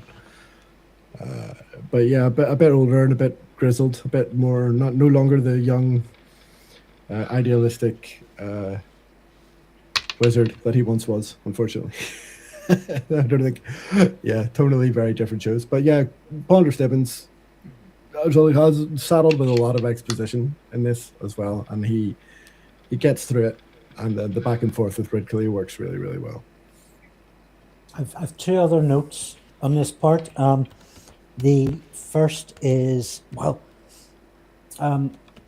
it's in talking about Death's world, and actually I love just when I get there. I love how that is shot, the black and white and greys, just as it's described in the book, and it looks so beautiful on screen. It looks so noir, it's so ethereal.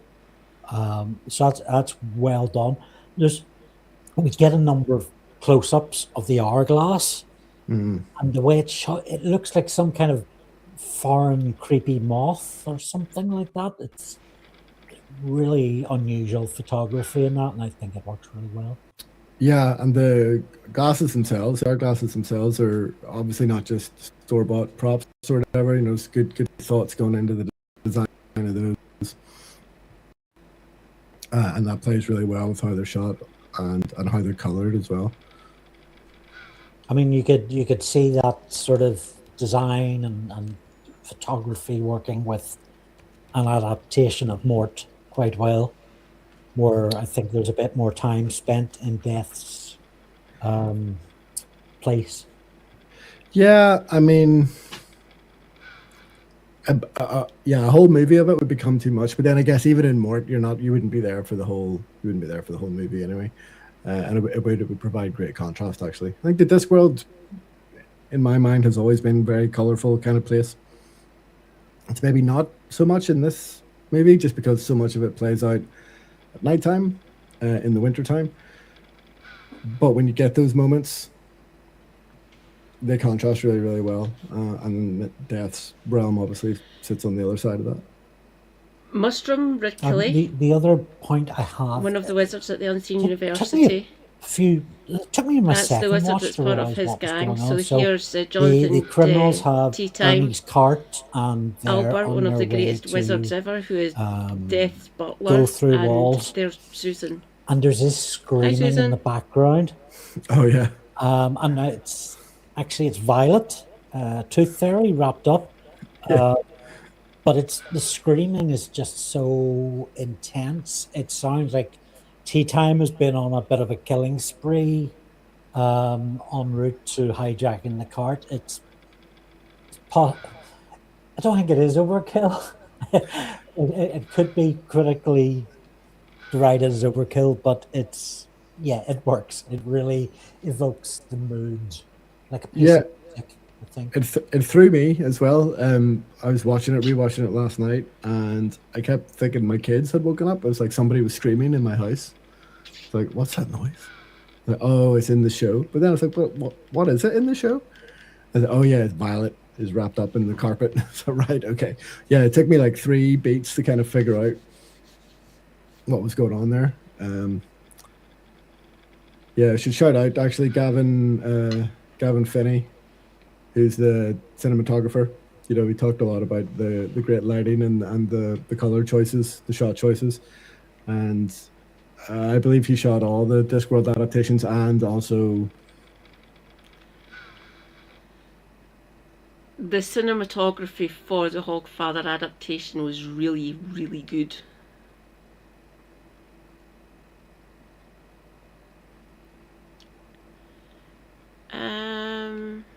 Let's see.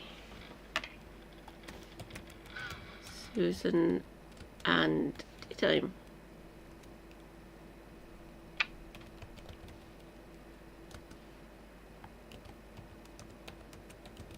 Hogfather.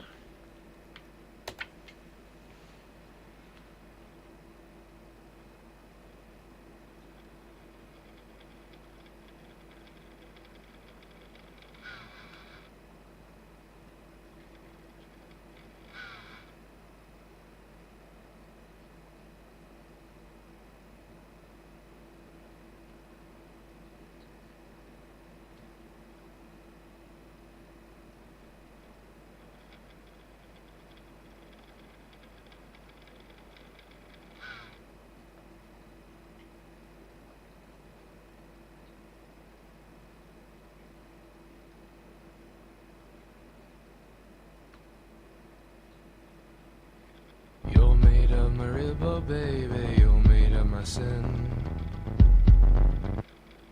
Oh, no.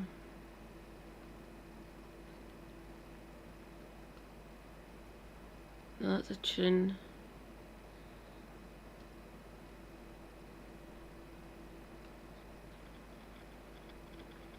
That's music.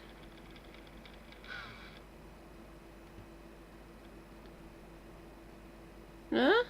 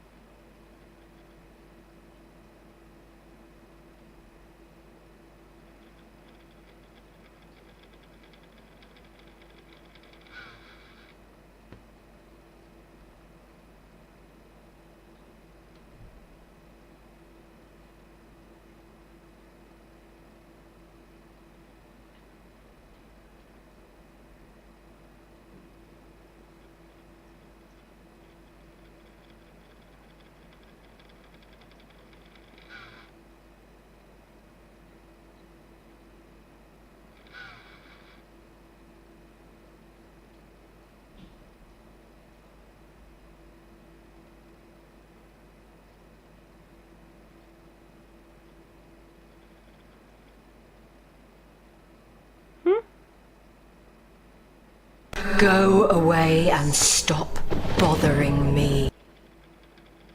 Oh.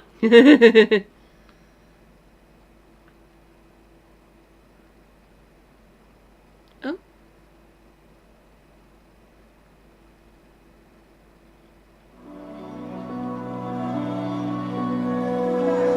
One way or another, I'm gonna find you. I'm gonna get you. One way or another, I'm gonna.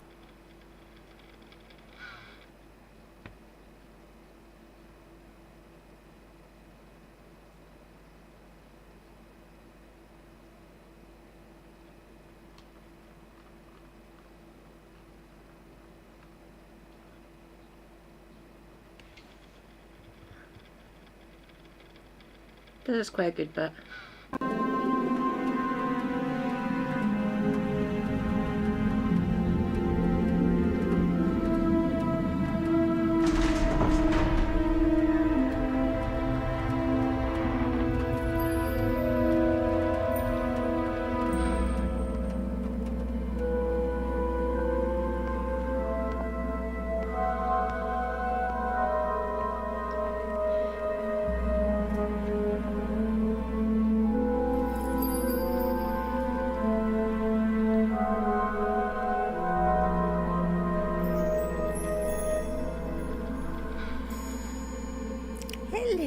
Здравствуй, милая моя.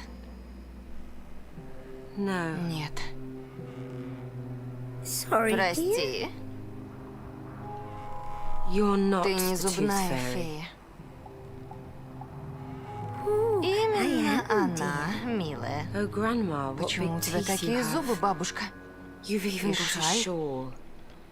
Oh dear. О, Господи. I don't Я чего-то не understand, понимаю. Harvey. You forgot the А rocking как же chair. обязательный атрибут? I always thought there'd be a Кресло-качалка? rocking chair.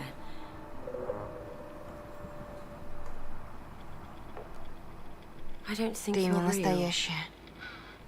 It's not a Этот little дом old woman не in a может shawl принадлежать running this старушке. place. Oh. No, that's a bit You're out of my distracting. head.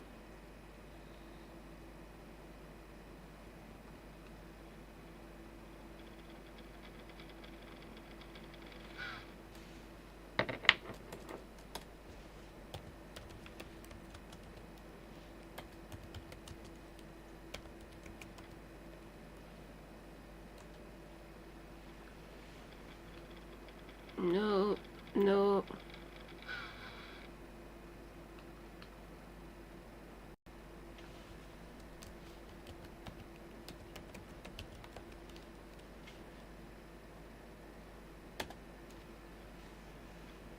Not Russian.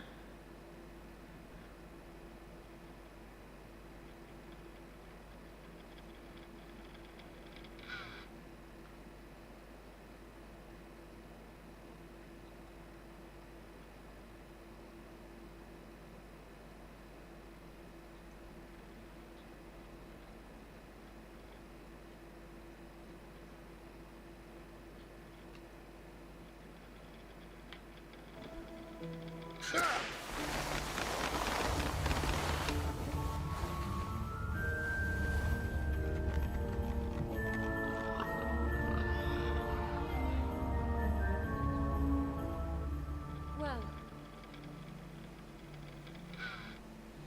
that about wraps it up for this dress. I'd just like to ask, purely out of academic interest, you were sure I was going to survive, were you? I was quite confident. Good. Now, tell me... What would have happened if you hadn't saved him? Yes. The sun would not have risen. Then what would have happened? A mere ball of flaming gas would have illuminated the world. All right, I'm not stupid. You're saying humans need fantasies to make life bearable? No. Humans need fantasy to be human. To be the place where the falling angel meets the rising ape. With tooth fairies, hogfathers. Yes. As practice, you have to start out learning to believe the little lies. So we can believe the big ones. Yes. Justice, mercy, beauty, that sort of thing. They're not the same at all. You think so? Then take the universe and grind it down to the finest powder and sieve it through the finest sieve, and then show me one atom of justice, one molecule of mercy.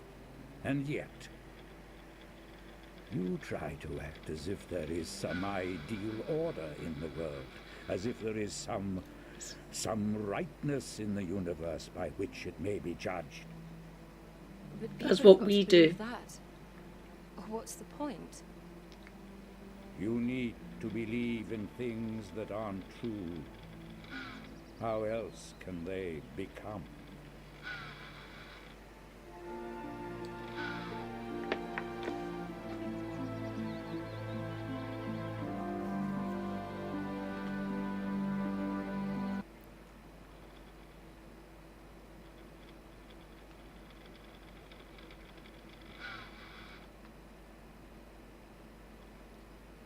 The Good Omens adaptation too. So he's somebody that that the Pratchett estate obviously really believes in. He's got a lot, a lot of other great credits too. Stuff that you would definitely recognize. Wolf Hall, very moody, very well shot series. So yeah, Lots of challenges for a cinematographer in something like this, especially on this kind of budget, especially to me. Nerd. Excuse me. Rejoice, comrades. It's the Morton. Hi, Morton. How's it going, my friend? So this is Andy. We know from chat. And this is PJ. Yeah. Yeah, don't remind me. The book came out in 96. The adaptation. New? No, this is the 2006 version they're talking about with Michelle Dockery, David Jason, Ian Richardson as the voice of Death, Mark Warren as Jonathan Teatime. I can't remember who plays Mustrum Ridcully the Wizard. Give me a minute.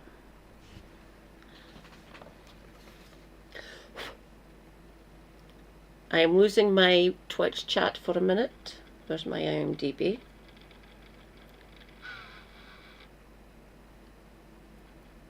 Search.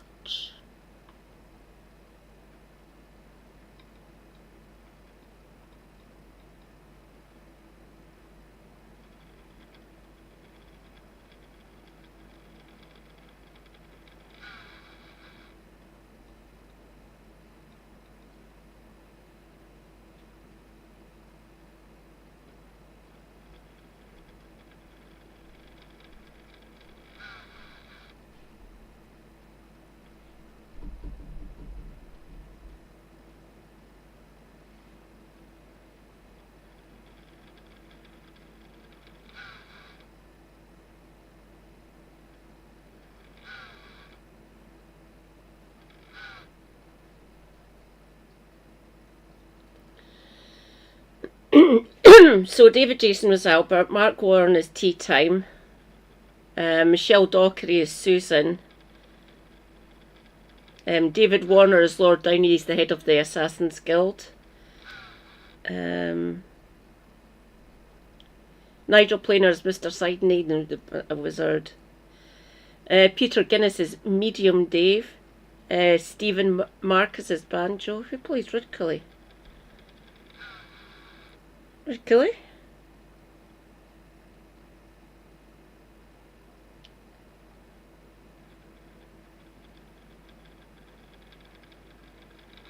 What the frickin'...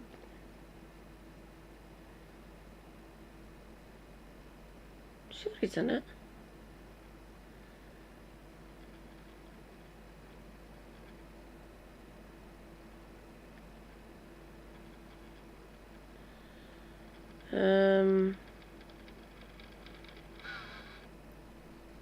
Oh, it's Joss Ackland. It's the same one that they got to do. No, yeah, he was Mustrum Ridcully, the head wizard at the Unseen University, essentially.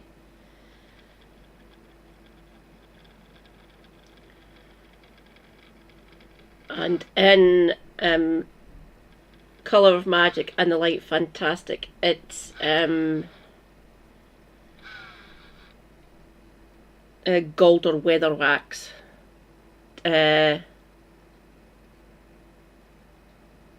Is that Joss Saxon as well? Colour of Magic.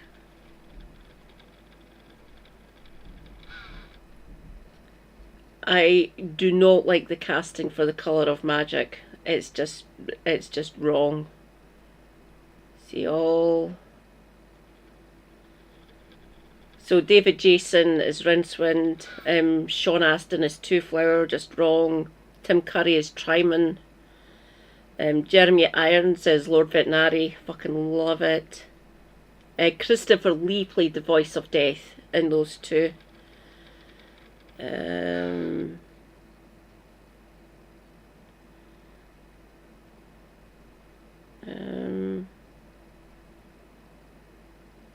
There we go, James Cosmo played Galder Weatherwax.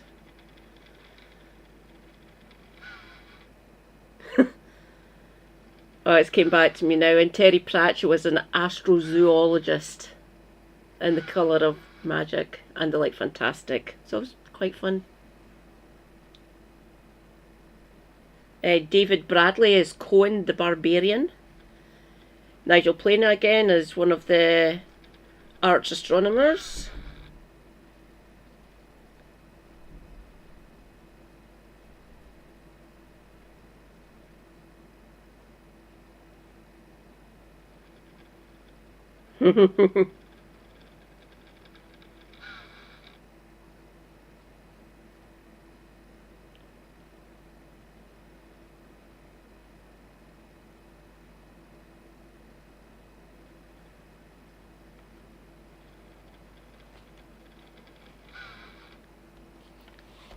Make it as cinematic as they managed, but I think the team between him, the director, and the visual effects guys, they've really done a good job. Yeah, looks just perfect. Yeah. Shall I read the second one? Please do. Season squeakings. Tea Times gang arrive at the tower. Tooth Fairy's castle. Ridgely tries Bloody Stupid Johnson's shower and meets the Veruca gnome. Hex might explain, but is assigned to talk to the brusher. Susan crosses paths with Grandfather, the Hogfather, on his rounds. Seeking the truth, she sets out for the Castle of Bones, which collapses on her, and the Oh God of Hangovers. Death and Albert begin work at the grotto with a big sword, a pony, and a surprise when Aaron's mother gets those boxes home. Yeah, the bone cat. Actually, there's some cool, very cool locations, very cool sets in this bit, like the Tooth Fairy's castle. Like I've got the show running alongside me, just on mute as we go through, and they've just arrived at the castle, so this timing is good. That's one of my picks, my nitpicks. Okay, let's hear it. Yeah. Now, my nitpicks was when I was watching the 12 Days featurettes, and I'm a lot kinder to it now. But initially, it felt like some of that really bad 70s Doctor Who, Blake Seven kind of just the overuse of white, the obvious polystyrene. Kind of, it looked very cheap. Now, when of course I put on my proper watch the film glasses, and it's a Tooth Fairy's castle, and so that use of white. I don't know if there's any other way to have done it other than to use white so much. So it kind of grew on me, and because it's not just all like obvious polystyrene stuff. We've got the room with the teeth cabinets, we've got the stairwells, we've got the small little rooms that only have a guard in it that tea time is going to disrupt. There is enough variety to make it a fully realized location, enough to spend about half of the film in.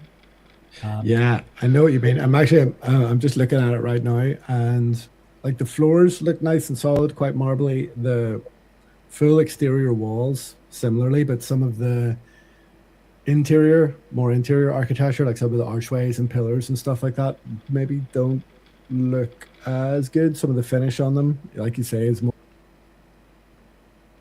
I'll just bring up a still image because I don't want to bring up a video of it because Tooth Fairy Castle Bookfather.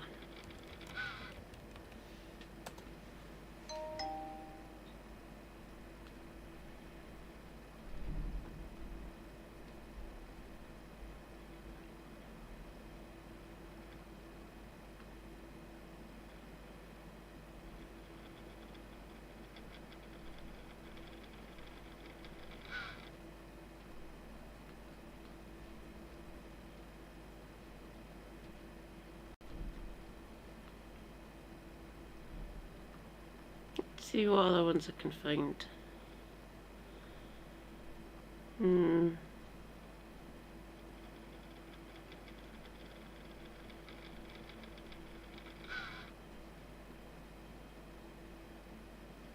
There we go. View image. Oh look, there's a guard.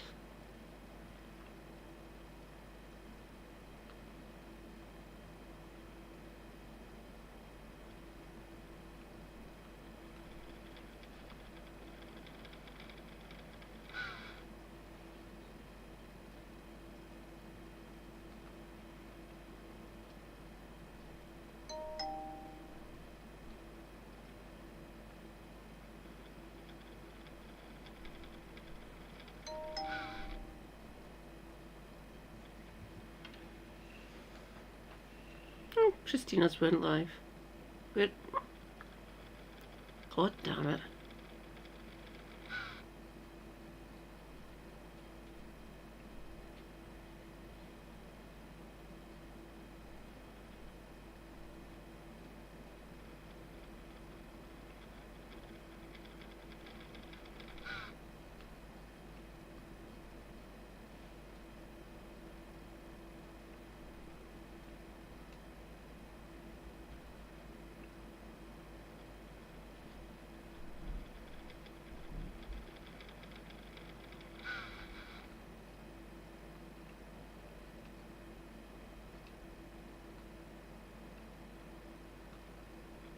More like textured polystyrene, but you can't have the same glossy finish on everything. Otherwise, It's there'll hard be to no cross perspective. that because so much else, the other half of the film just looks absolutely beautiful. It looks like a fantasy world. It's someplace else.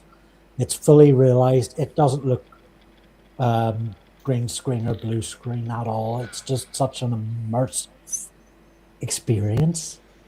Yeah, it's that great time period where even for something like this, even for a TV movie, where you're still forced to use a mix of digital graphics and miniatures and real sets. There's no version of this that can be made at this time period just with digital, just with green screen.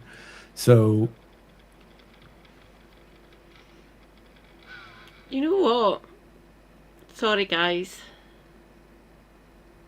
I'll get this later. Home please.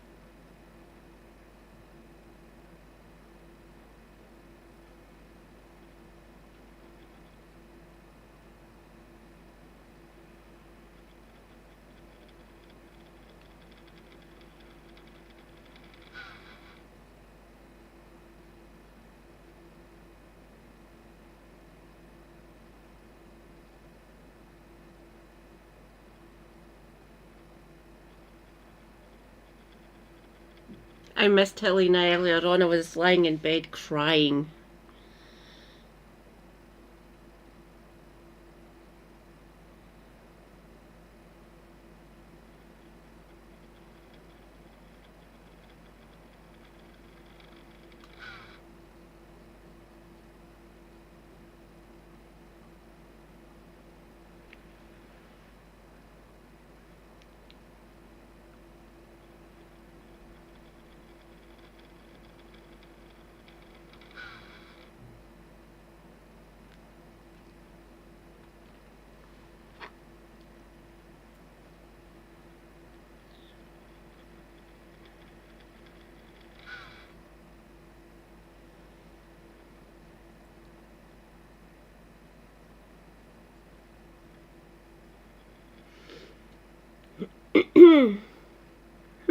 Mr. President, young people believe that they will never own a house.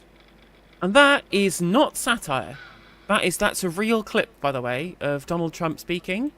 He actually did say those things. He definitely does believe that instead of fixing the issue of housing affordability for young people, they should bomb Venezuela. Obviously, that's actual satire, but it's basically true. That is basically the reality of Trump's policy on the housing affordability crisis. It is, shall we fix housing affordability by bombing Venezuela? We have to bomb Venezuela. Look, you're such a loser if you don't believe that we can fix affordability by bombing Venezuela. Eurostar has fallen. I don't. What's the happening with Eurostar? I did hear that apparently it's all gone to it's all gone to hell. I don't know why. I don't know how that's happened, but we're going Shamima Begum on this Egyptian guy. Apparently that's the thing. Although I guess it's different because the Egyptian guy has Egyptian citizenship. So he wouldn't be being made stateless, which was the thing with Shamima Begum. Like, they literally made her stateless because she didn't have citizenship anywhere else, which is why kind of broke a bunch of conventions.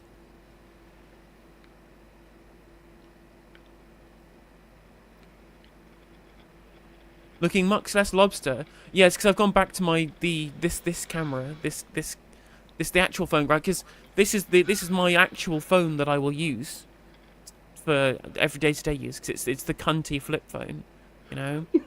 And for some reason, the cunty flip phone makes me look red on camera, unlike my old phone, which seems to be working fine, which is good because that's bigger and more cumbersome to use as a phone on the go. So to have this as the phone that I use for regular day-to-day use, and that is the phone I use as a camera, it's perfectly good. There you go. To invade a nearby nation instead of deal with economic crisis at home?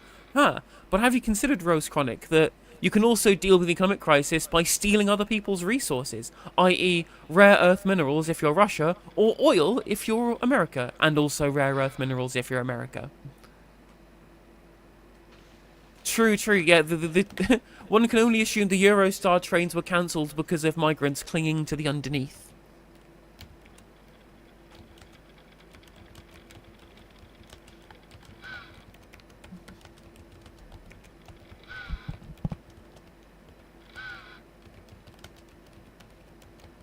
The good old-fashioned way. Exactly. None of this fucking woke boat shit. Only traditional, proper British asylum seekers arriving via van or via Eurostar, you know? In the big... stowing away in the big... where the cars go in the Eurostar. If you'd have actually done terrorism, or had engaged in, like, planning terror attacks, maybe you'd have maybe I would agree, but...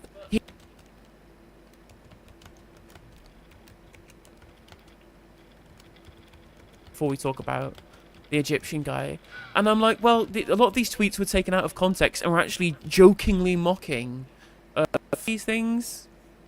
It was like he was actually engaging in sarcasm, but again, we'll cover that. We'll cover that later in the stream.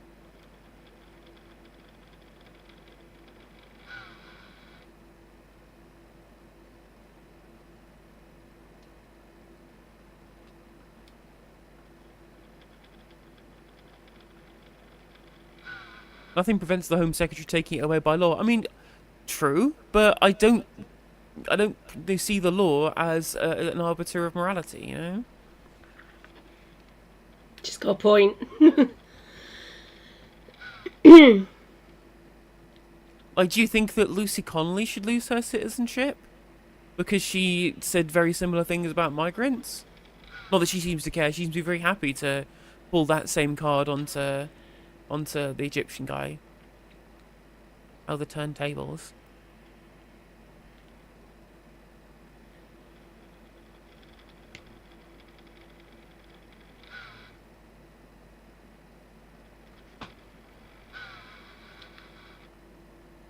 Oh, if anyone's got anything, I'll actually bring that up. I'll bring them up my stream.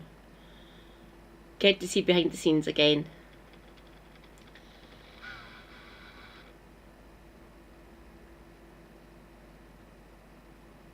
There we go.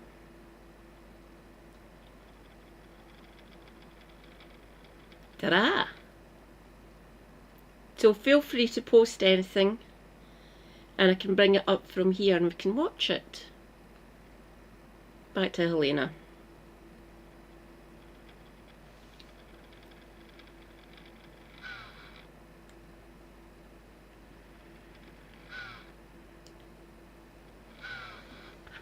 So, Red Danny, your YouTube name, when it's randomly generated you letters and numbers at the end, it says PBFE. And I thought it said FBP for a second. I thought, well, you're really lost here. But no, I realised that it's just a random set of things generated that look sort of similar. Shabana Mahmood should lose it because she said From the River to the Sea 10 years ago. So true. So true.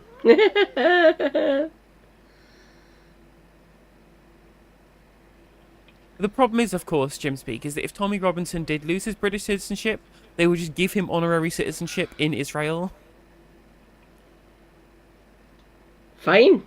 Do and it. Then you know what Trump Send would him say? over. 3.5 billion to Israel.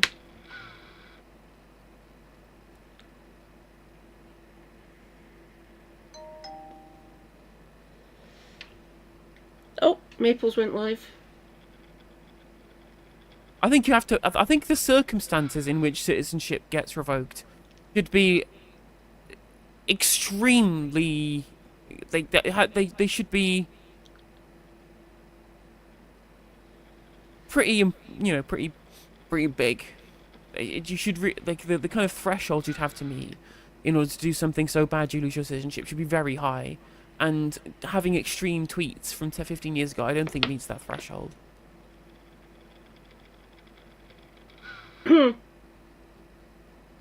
Technically, Stephen Yaxley Lennon is an Irish citizen. He's got I do believe he's got an Irish passport. He's also got a British one. But I'll bring up an example here. They basically took away Shamima Begum's citizenship. So effectively the British government have made her stateless. No, bring her back here. Put her through our justice system. Or the English one, not the Scottish one. And lock her up here in Britain. You should not be able to make someone stateless. It is despicable. Was that Javid? I think that might be... That was the Tory government, obviously, so I think it was Sajid Javid that done that to her.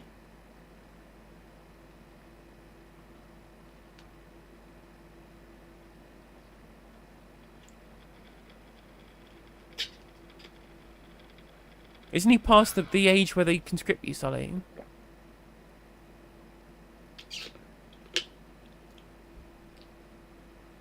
I think he... Oh, hang on.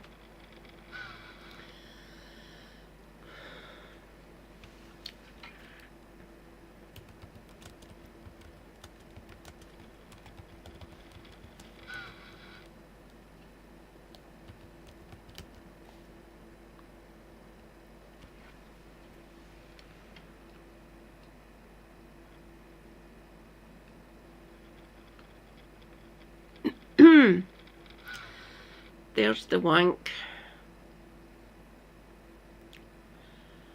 He's younger than me. Look.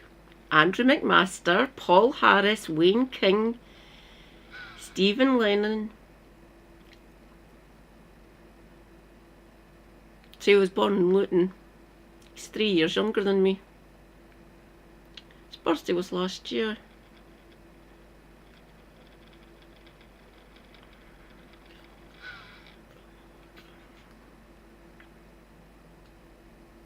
And yes, known for the EDL.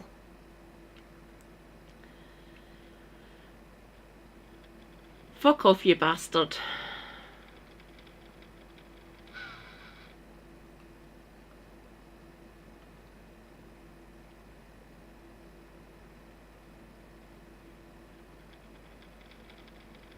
Who is that? Oh, it's Waluigi. Statelessness is an impossible situation. Did anyone see the fucking funniest tweet? Oh my god. I know that I rinsed this person before, you know. Rejoice, comrades, Davinia Robbins. Hi, darling.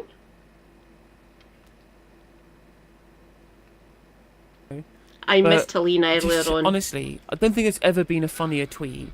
Anything more funny and simultaneously more cringe than Bitch, I wore my Lib Dem badge to my Year 6 disco. My blood runs red with my fire and bone. With fire, my bones are forged with iron. I'm just like, you can't shame me for being centre left, which is why I supported a centre right party as a child.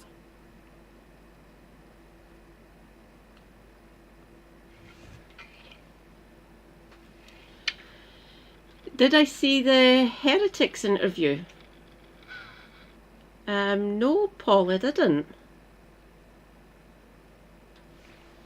Oh, God.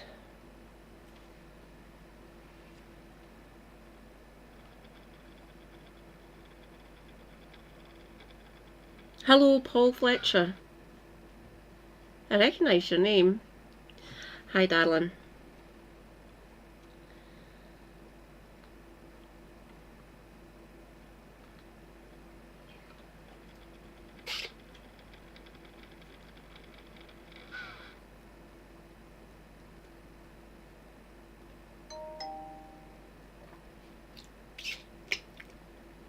I mean, again, it's worth pointing. I mean, again, we'll get onto the Egyptian guy in a bit, but I think again, like, apparently these views doesn't hold anymore because these were like 15 years ago. Like, people change.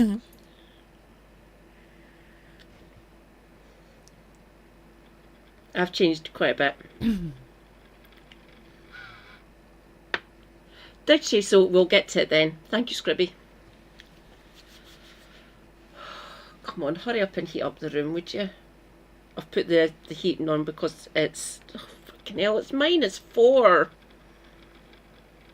I am not built for this. Oh, it's more Al-Fatah content. And Lee.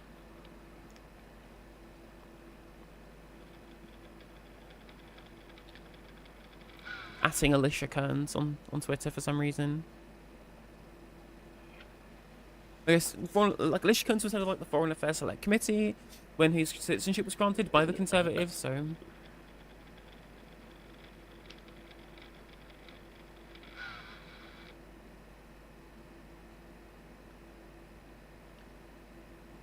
Policy by Twitter, correct, Solly. Oh.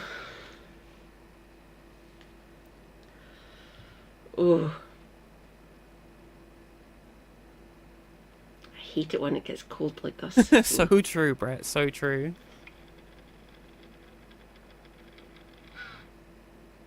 The amount of times I've said, fuck the police, I should have been deported in the 80s. Why has this come up on my feed? Hang a minute.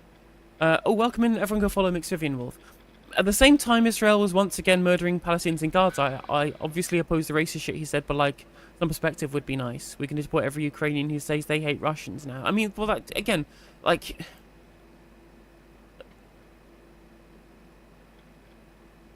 I guess... It depends on where you find insight, where you consider the line for incitement to be, you know?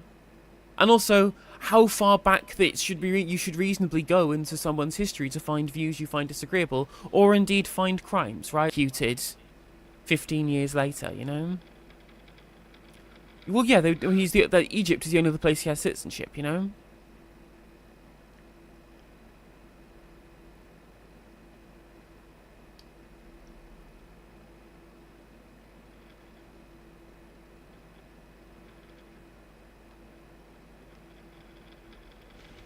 So if anyone doesn't know who Andrew Gold is, he's this weirdo culture warrior astroturf podcaster guy who fancies himself as being somewhat of an intellectual, and yet the only time I've ever interacted with any of his content before now was when he was on LBC's Cross Question. He said, I don't really know anything about the economy, but I reckon that countries that are good for business people are better countries. And I'm like, brilliant, wow, well done. I'm sure that LBC are really glad they got you on their premier discussion program specifically to talk about the fact that you don't know anything about the most important subject politically, right? You can see just how much of a culture war idiot somebody is by like literally not knowing anything about the economy and just going, well, I reckon this is how it works, even though I'm going to admit I know nothing.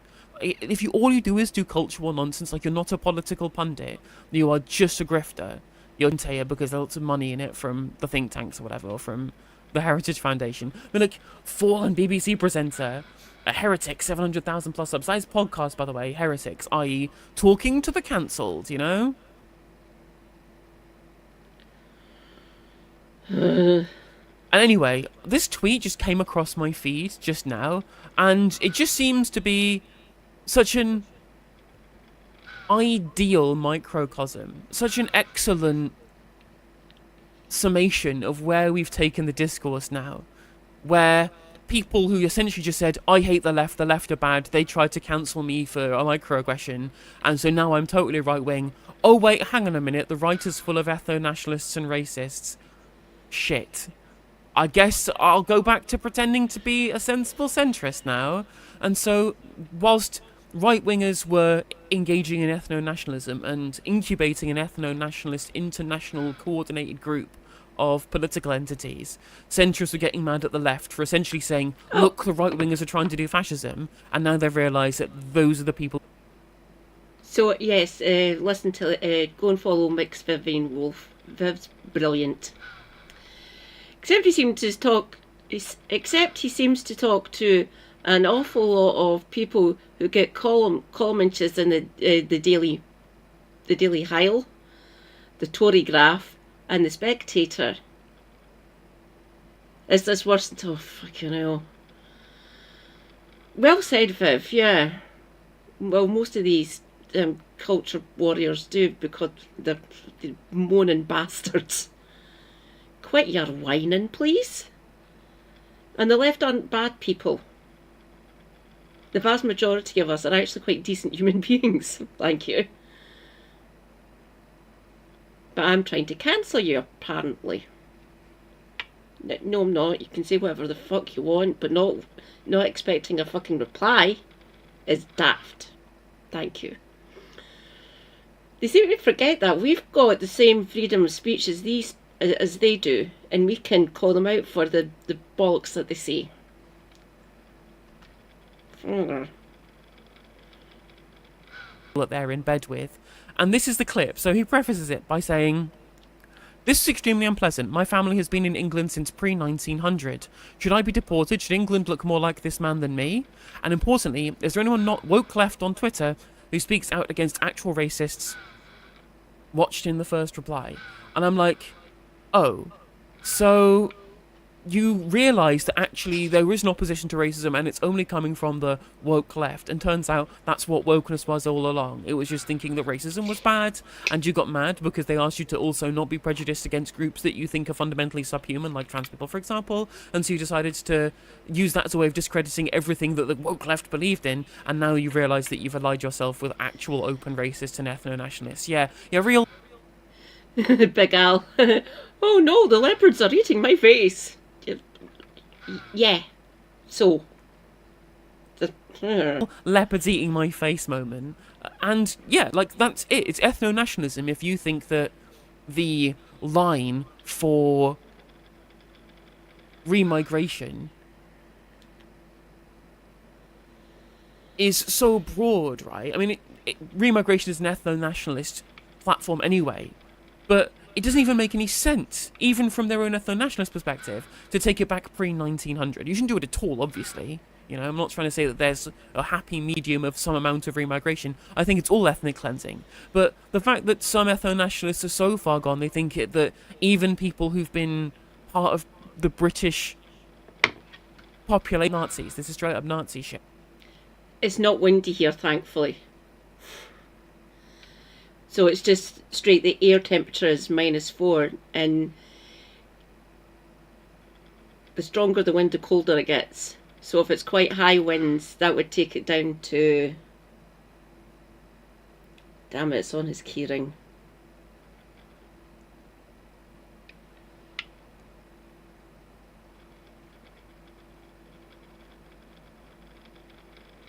Well, what a surprise. So thankfully that's not, it's just the air temperature is just a straight -4 here. Don't get me wrong, I still fucking hate it. I've got a brilliant jacket on my coat stand here to my right, and it can go down to -35. Not that I would ever go out in those kind of temperatures. I would turn into an icicle. I would turn into an ice cube. I'm no good in those temperatures at all. I've been out in cold temperatures, not that low, thank fuck. But yeah, I'm no good to anyone. No good to man or beast. Goo.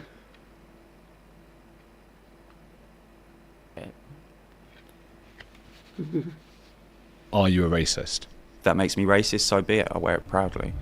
I've had enough. I want everyone gone. So someone's going to come knock on my door. It's not personal, it's necessary. That will not work. To find out who would have to be removed, the easiest way to do this is medical records. This is mental. I don't believe you're European. I think you're Jewish. But I'm not going to Israel. Yeah, if I've I already had power, had mate, mine. you would be. Wow, what's that? What's that? There is a uniquely intertwined relationship. What's that? That will not work. To find out who would have to be removed, the easiest way to do this is medical records. This is mental. I don't believe you're European. I think you're Jewish. But I'm not going to Israel. Yeah, if I had power, mate, you would be. Yeah. Wow, what's that? What's that? There is a uniquely intertwined relationship between the far-right anti-Semites in the West and the Zionists in Israel, both because they want all the Jews out of Europe, because that's what anti-Semites want. And second of all, it's because Israel is a model ethno-state that they want their country to be based upon. Wow, crazy stuff. But this is what the modern right looks like. This is the reality of the modern right. It is just open ethno-nationalism going, you shouldn't be part of our country because of some ethnic background that you have from hundreds of years ago. Ethnic blood purity, blood and soil shit. That's what's been incubated throughout the entirety of the last kind of 15, 20 years on the right. And it was literally, as Andrew Gold hilariously points out, only the woke left that were talking about this. And now they went from misdirected rage and flailing about doing mass shootings at synagogues and mosques. And now they've got, well, turns out we've been legitimised, we don't need to do terror attacks, we can just have podcasts, and people will just take us seriously and call for remigration. It's imagined Fun. ethnicity crap as well, because ethnicity is a fucking murky nonsense concept anyway, you know? It's certainly at the point at which it's being talked about on GB News, right? That's a YouTube channel and a news organisation that is big as, which is as big as many other mainstream ones now. Especially stupid since we are a nation of people who are descended from, in lots of cases, Angles and Saxons, who are definitely not Celtish. You shake your leg and get aggressive when we talk about Jews being European. I'm not shaking my leg and just giving you... I just have a twitch. The It's when twitch I only sit comes still, up yeah. when Jews are mentioned. We can move on to another topic if you want to. I can envision millions of people being thrown onto planes and deported from my country. I think Tommy Robinson will fight against that. Tommy Robinson will do because he's a traitor. Tommy Robinson has loads of foreign friends. He promotes multiculturalism. He's a Zionist piece of shit. Do you have any room in your mind for that you might be wrong? No. Hang on a minute. You support Zionism if you want Jewish people to leave Europe. Unless, of course, what your position is isn't Jews should leave Europe, you want to do Final Solution Part 2, Electric Boogaloo, because you fundamentally would believe, that Zionism is bad, so there should be no place for Jews to go, and they shouldn't be in Europe either. Where the fuck else do you think they're going to go? Like, Ashkenazi Jews are literally Europeans. They've been living in Europe for millennia. This is where the blood and soul rhetoric gets you. And not only is it evil and monstrous and racist, right? It's also fucking stupid and totally nonsensical. And basically, as far as I can see, entirely self-referential and an ideologue, right? Yeah, maybe ideologue is probably one way you could put it. Nazi is probably another thing I would say. Position that you believe in the sanctity of the ethnic nature of nation-states, right? But then also say, well, this group of people who have no nation state should go nowhere. Different ethnicities in Europe or in other countries, right? For example, like historically, throughout the Ottoman Empire, when Jewish people would existed in the Ottoman Empire for hundreds and hundreds of years, I believe that that's a thing that we can do. That's a perfectly reasonable position to hold. But it's a totally irreconcilable position to somehow think that every single nation state must be based on ethnicity and everyone should live with their own ethnicity, but then say this giant group of people who share an ethnicity should have nowhere to go. Well, you're calling for a final solution then. Like, you're just doing Nazi ideology.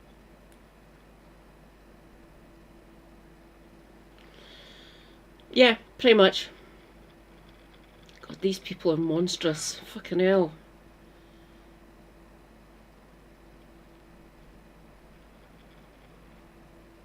And as you would expect, there are multiple groupers in the replies. This person laughing, you know. I was waiting for the part where Steve said something wrong, but it never came. 565 likes. Yeah, isn't it weird, Andrew, how you suddenly have loads and loads of groypers Come over in your to supporter Twitch base? and I can post How my do you think you've Discord link. cultivated Would you, a Scribby? viewership full of groypers? Maybe that's worth some level of introspection. Oh, no. I know what I can do. Give me a minute.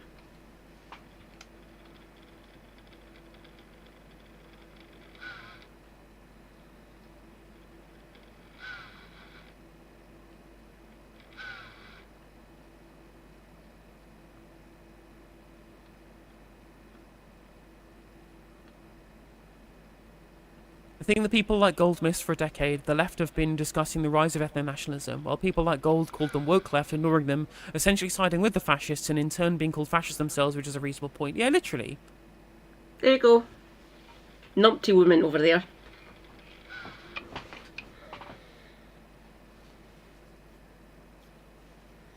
So if you come over to the Twitch chat, you can get the link to the Discord.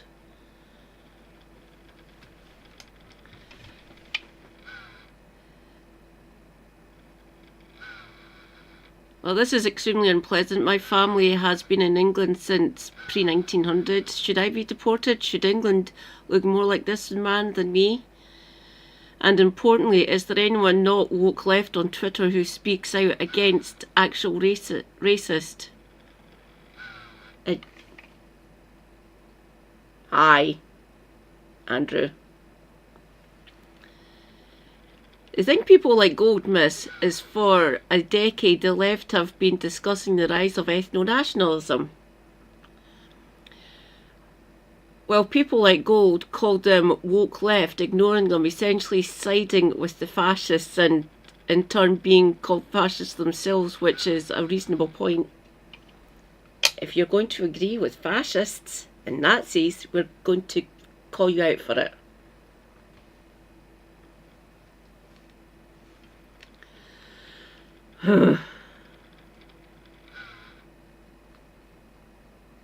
Literally, you know?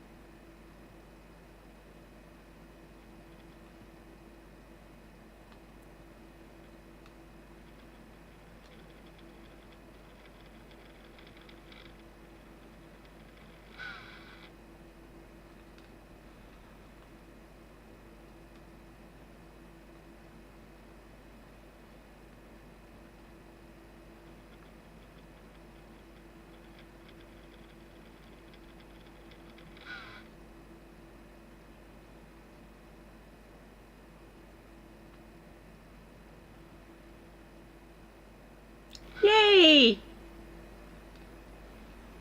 Oh, this is weird.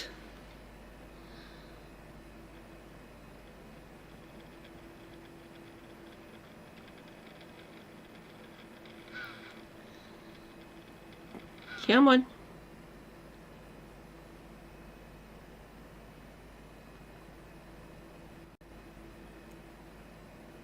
Yay!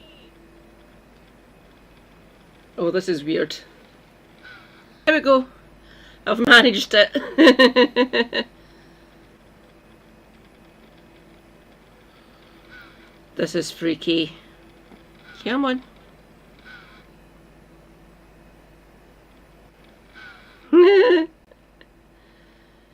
Yeah, go back. Where are we? Where are we? Back to Helena. Am I good? Point. Yeah, literally. Literally, you know?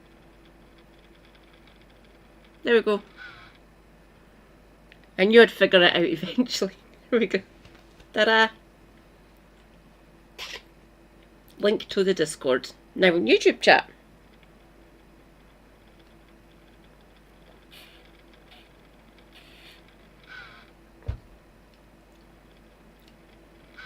Ooh.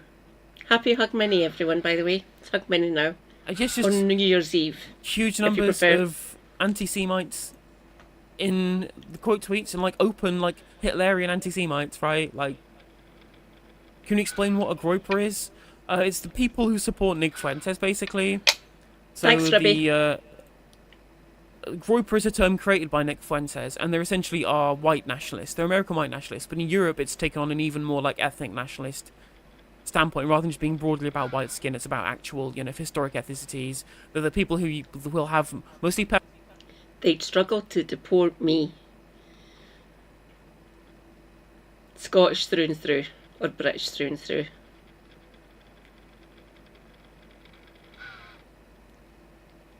So, yeah. Deport me to... Technically, there's Norwegian ancestry in my family, on my dad's side. My great-granddad was Norwegian. And a Canadian citizen as well. So he moved from Norway to Canada, where my granddad was born.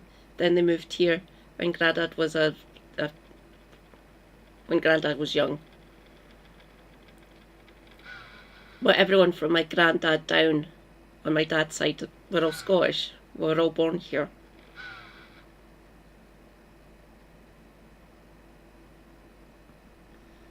Pepe the Frog avatars, but they're open white nationalists, usually anti-Zionist because they hate Jewish people just on the grounds of being Jewish, because they actually believe in nation states, just apparently not one for Jewish people, which makes no fucking sense, right? Like, good question.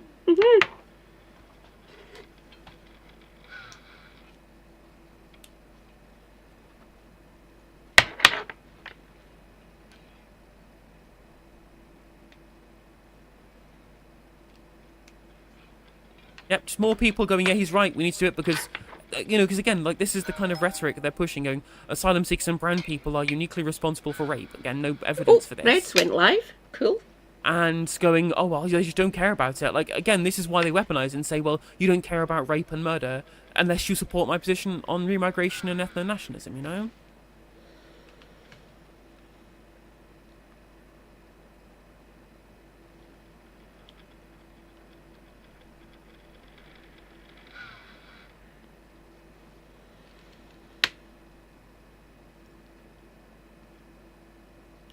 I've had the DNA test. They're currently doing one for me now. I won't get it until a year's time. So next winter, essentially next December, I'll be getting the results of it. So they started doing my full DNA of me last year. It takes a while, and there's no great rush. Be fun to find out again though. But when I got diagnosed with my genetic issues when I was 16, they done a full DNA, which took about they rushed it. Only took them 6 months that time. It's fascinating. So I don't need to pay for it because of my genetic issues. They do the full ancestry for me anyway, to pinpoint where some of my conditions have came from through my genetic code, through the ancestry of my family. So that'll be fun to find out again. Because at that point it'll be over 30 years since they last done it.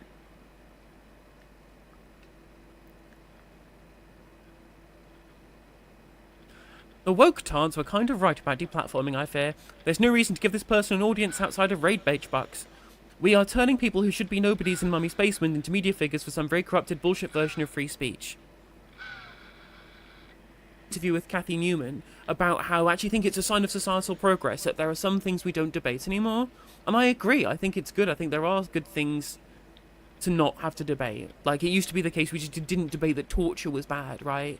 And then in a kind of post-Patriot Act world, we've kind of slowly had that creeping in, maybe torture is acceptable in some cases, rather than having a strict moral line on these things. And it is a problem, politically, if we don't have these red lines on what is and is not. Torture is never justified. In my opinion, at least. America, can you hear me? CIA, can you hear me? The terrorist organisation, anyway. eligible to be discussed, you know? Let me find the clip. It's a really good one.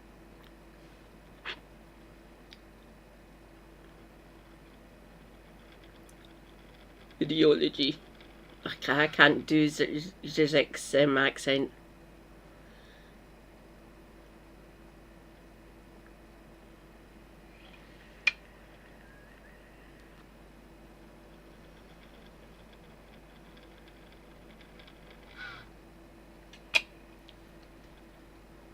I've not seen it yet, Andrew. I did get a bit into it, but I had to leave.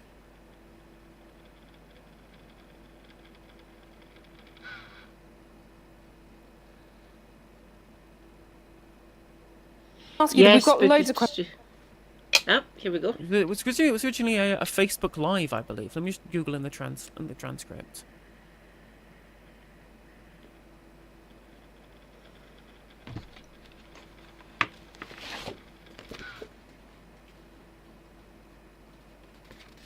Oh. Passwords. On a card that my auntie gave me when I got put in for Yeah, this is the clip that I'm talking. Certain amount of dogmatism is not only not bad, but it's a sign of progress. What do I mean by this? Would you like to live in a country where you have to argue against rape? No. I would like to live in a country where the fact that you don't rape is simply, in a good sense, dogmatic. It's a fact. So if anyone argues, in that stupid way, what if women really enjoy it or whatever, you don't even fight him, you just laugh at him. He's a... So there are certain facts that are absolutely ideological facts. And this is even regression, like torture was the same. Till 10 years ago, okay, government were doing it, but it was not a matter of public discourse. Now we again debate, should be torture or not. This is ethical catastrophe. Let me ask you one last question from... And I agree. I totally agree. I totally agree with the point that he's making there, right? Is that if you want to have a cohesive society, you need to have red lines that we don't cross. And there should be an ethno-nationalist viewpoint where we want to keep racial purity and we have to go through deportations to be able to facilitate that. Should be something that's just like off the table in terms of discussion, you know? It should be totally off the table in terms of discussion.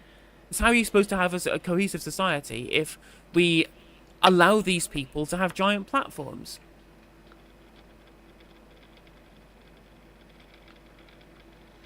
Yes, he is not cheap. But shockingly bad. A couple of Trotskyist friends of mine have actually, well, there's only 2 of them left here now that I know. I'm surprised that there's still Trots floating around in Glasgow. There were quite a few of them back in the day, oddly enough. As far as I'm aware, there's less than 20 of them scattered throughout Glasgow. And the 2 main ones that I knew are basically they ran our reading group and social group. Essentially, we used to meet once a month. Back in the day before my friend rescued me and made me just a classic Marxist. My Trotskyist friend at the time got really butthurt, said, "But Katie's amazing. Leave her alone. She's got more in common with me than she does you anyway," which was true. So they keep on recommending Zizek books to me. I haven't even thought about picking up one of his books. Do I need to, Scribby? I don't think I do. But if you recommend any of his books to me, I'd give them a go, obviously.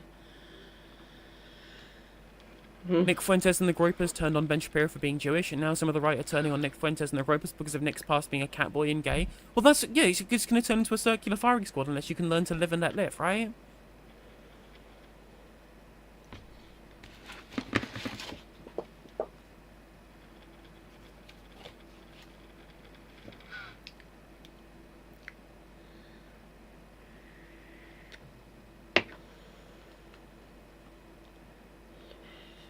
When I was a patron of the D programme, like JT, Hakeem and You Got Nick, their podcast, I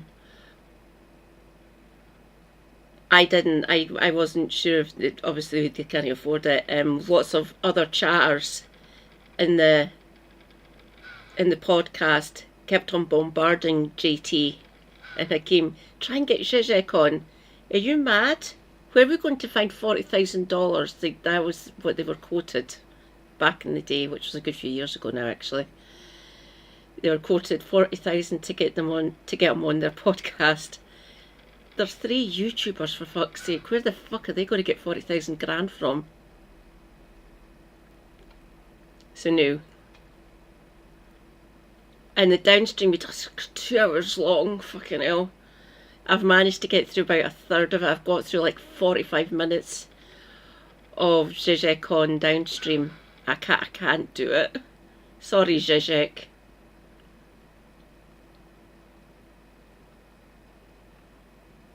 Mm.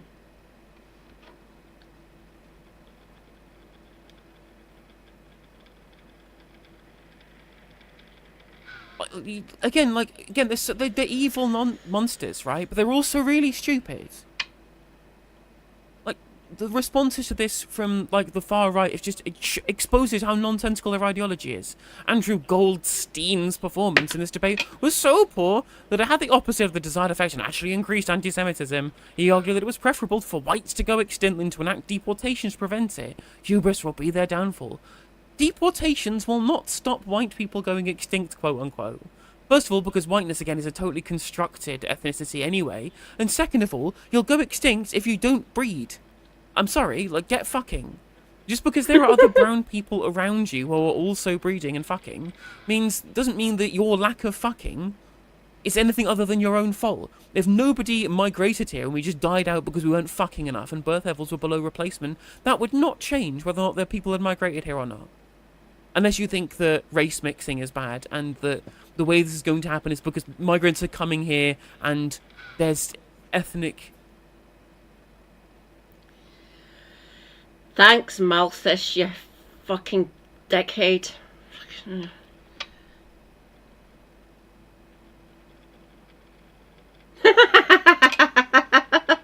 That's quite funny. So it's that Trouble in Paradise and Total Recoil. Right.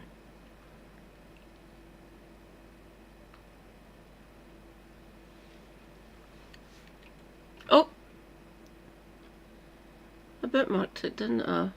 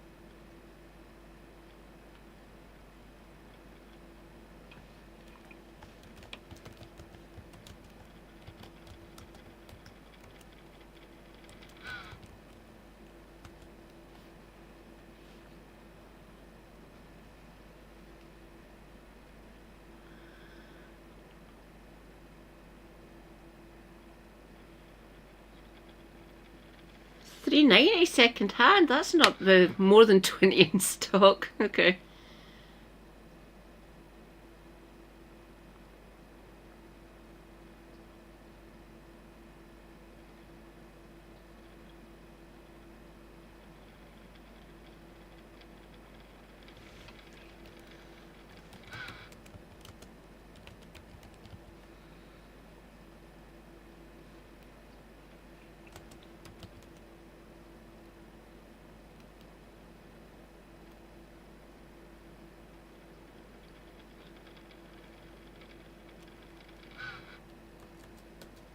I'm sick.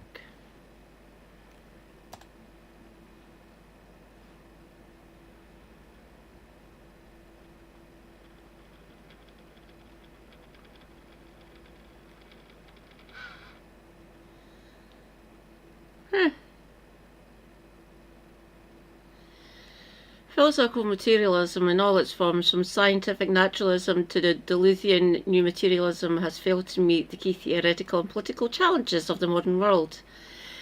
This is the burden of philosophers Slavoj Žižek's argument in this path-breaking and eclectic new work. Recent history has seen developments such as quantum physics and Freudian psychoanalysis. Fuck off, Freud. Not to speak of the failure of 20th century communism, shake our understanding of existence. It's okay, don't worry. In the process, the dominant tradition of Western philosophy lost its moorings. Possibly.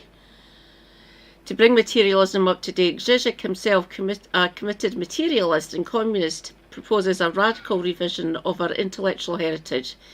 He argues that dialectical materialism is the only true philosophical inheritor of what Hegel designated the speculative approach in thought. Absolute recoil is a startling reformulation of the bases and possibilities of contemporary philosophy, while focusing on how to overcome the transcendental approach without regressing to naive pre-Kantian realism. Zizek offers a series of excursions into today's political, artistic and ideological landscape, from Arnold Schoenberg's music to the films of Ernst Lubitsch.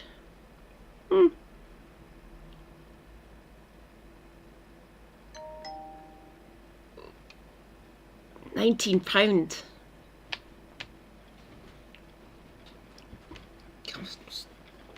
My slipper's not going on. Stupid slipper.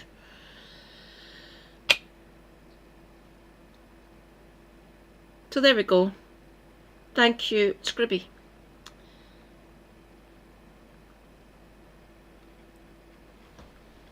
Relationships. So there are multi-ethnic relationships happening, you know? That's the only way that might happen. And again, that's something that's happened throughout history. The ethnicities that we have today are the result of the interfaith and inter-ethnicity relationships of the thousands of years ago, you know?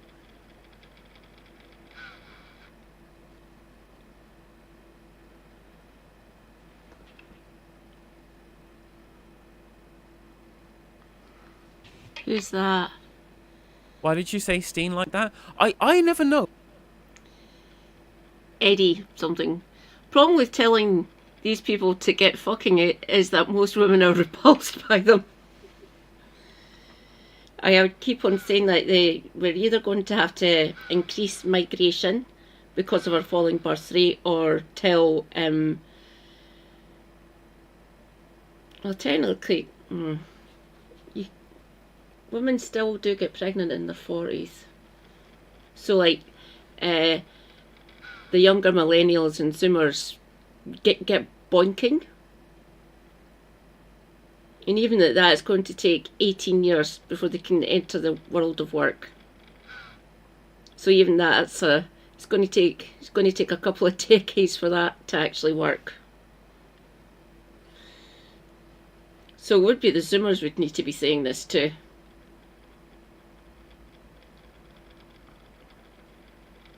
I've asked my MB sweetie, are any of your friends who are roughly around the same age as you, would they want to get boinking? No, they can't afford it. Which is a problem, obviously. I am out of this sphere. I've never been able to get pregnant. Not got the plumbing for it. How it's supposed to be pronounced, right? Basically, my entire interaction with those kind of names growing up was just through learning German. Sitting out there, Becca. So this guy, his name is just Andrew Gold, isn't that? His name isn't Andrew Goldstein, but this guy is pretending this guy for being an anti-Semite. His name is not Andrew Goldstein. His name is Andrew Gold. But they think that he's Jewish. Kultur Bolshevism stuff.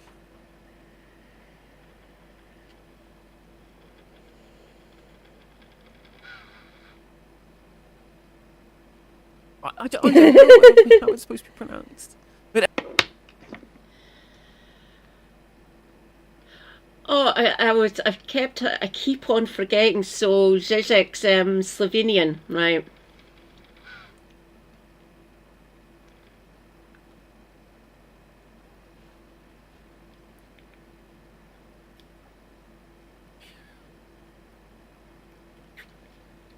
He is Jewish? Okay.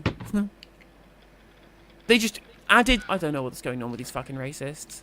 Apparently his father legally changed the surname from Goldstein to Gold to avoid anti-Semitism. So they're doing... So he is Jewish, and they're doing to him...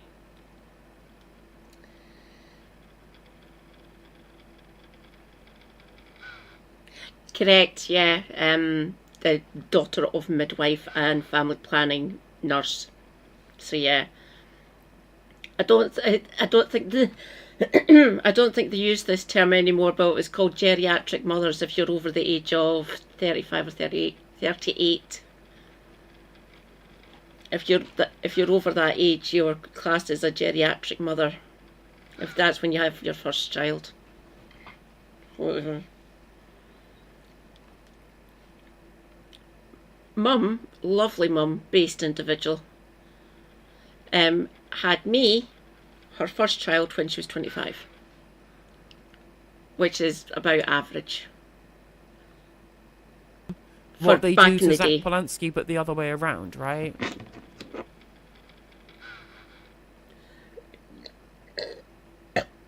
Excuse me.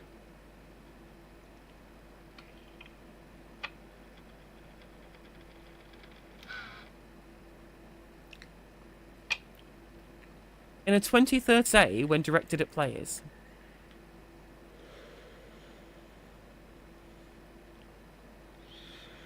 Fucking hell.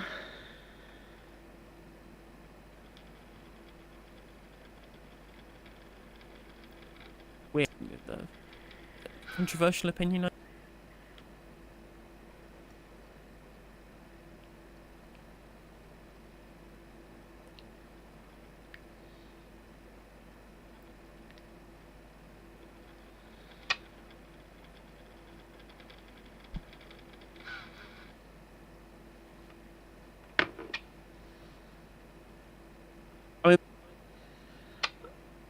Oh. Right, hang on. Give me a minute.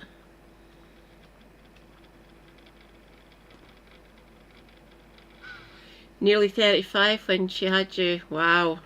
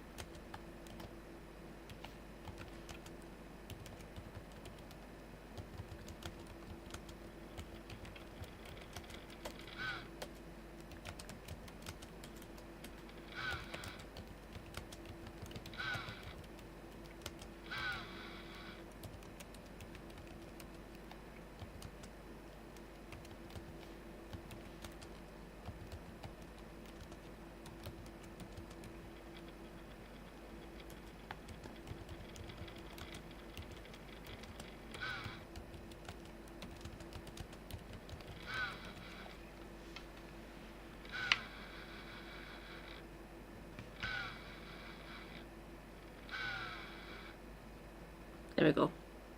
Message for Becca.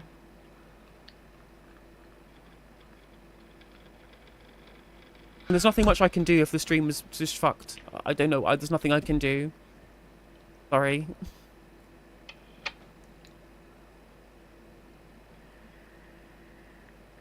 He interviewed Graham Linehan, treating his clear detachment from reality as a principal political stance as if he was a persecuted person. No pushback given. I mean, they all do that now, to be honest.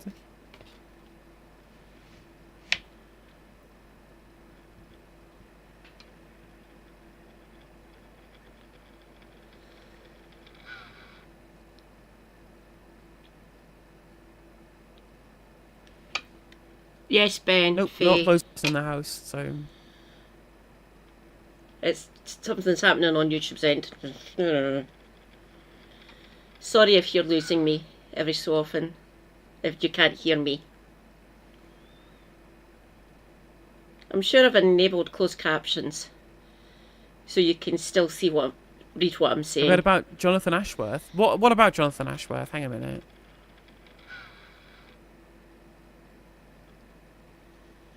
What's he saying? Jonathan Ashworth's been awarded a fucking CBE for political and parliamentary service. Incredible scenes.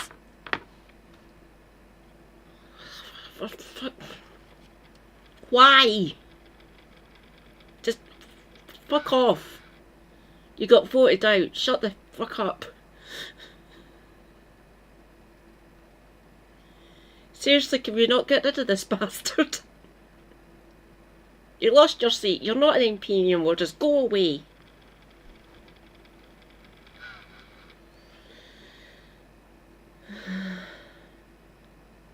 Christ's sake. But literally, it's just, you can't escape them. Like, you literally can't escape it. You can't escape Thangam Debonair or Jonathan Ashworth. She's literally in the other place. That's another reason we need to get rid of the House of Lords.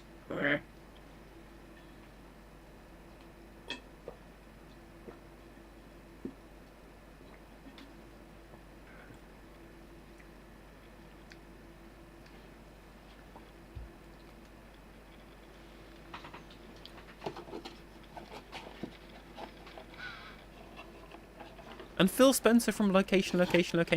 Although, what I will say is there's a Chucker Brothers been given an MBE, so, I mean, there's one good one, to be fair.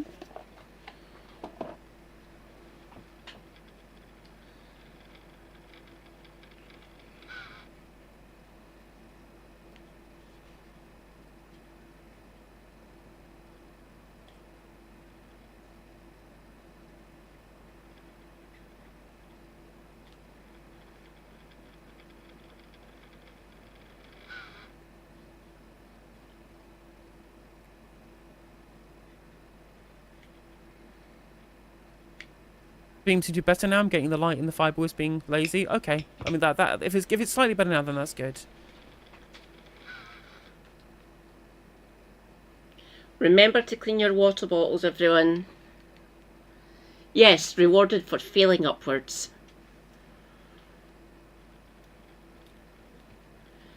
Seriously, Ash, let's just go away. Fuck off. You know. Service to politics, Christ almighty.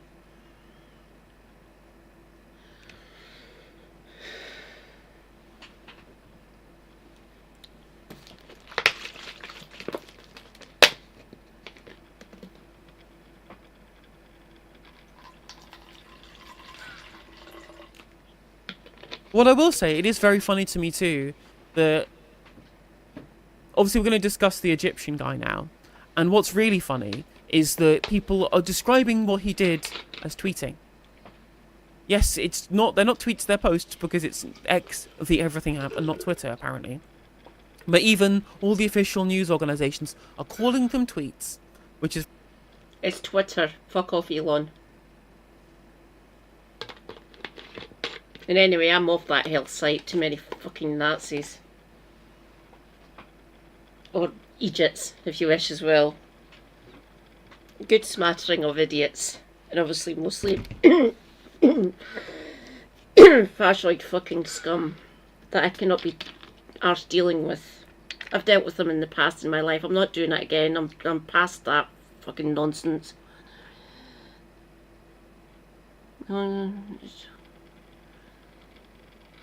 To me, to you, Charles, to me, to you.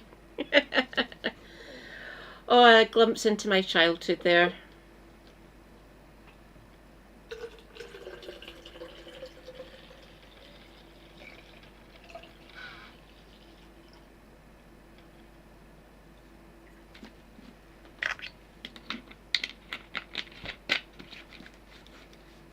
Remember to stay hydrated, everyone.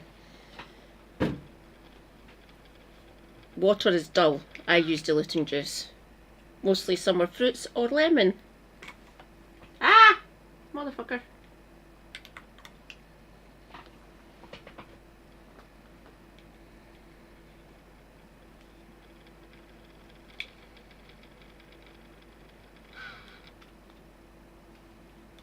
Oh. There we go. That's better.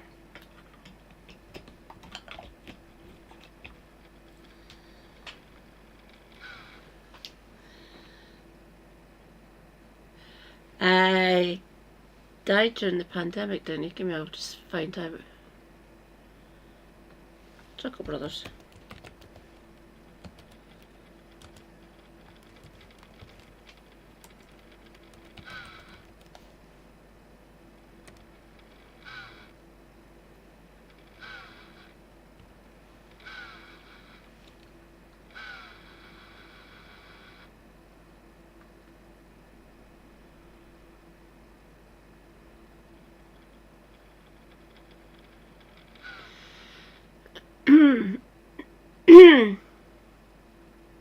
So, Barry... Oh, it was that one.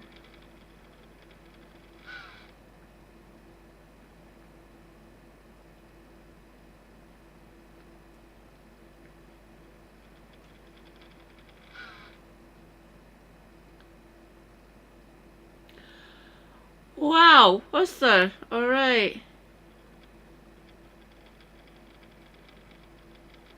Oh.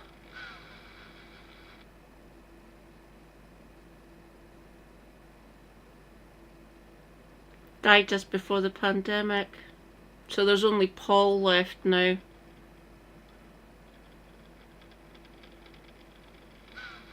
Barry's 3 years older.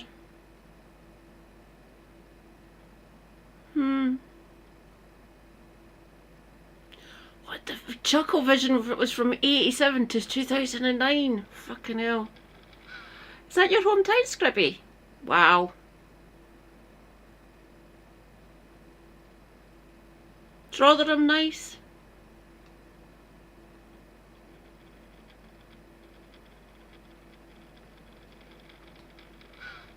Very funny to me.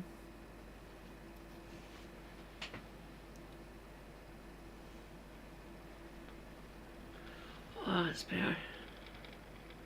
Finally, it's starting to heat up in this fucking place. Thank God. Ugh. I do not like minus anything. If anything, anything below plus 10 Celsius, 10 or lower, just yeah. Labour pressured West Midlands Police to reverse the ban on Maccabi Tel Aviv support was sickening. I mean, yeah, it's true. It's very true. I mean, I guess they were tweets at the time. There were tweets at the time of recording. Okay, let's read the Spoonhead. Labour pressured West Midlands Police to reverse the ban on the hooligans. Fuck off. Was sickening. Villa is dead centre of large Muslim community in Birmingham or Aston. Have you seen those supporters, many of whom are IDF served or serving? They are the worst of the worst, vile scumbags. I live near Gatwick and I have no intention of moving back. Oh, you Gateshead, Davinia. Okay, Egyptian guy. I mean, I guess they were tweets at the time. There were tweets at the time of recording.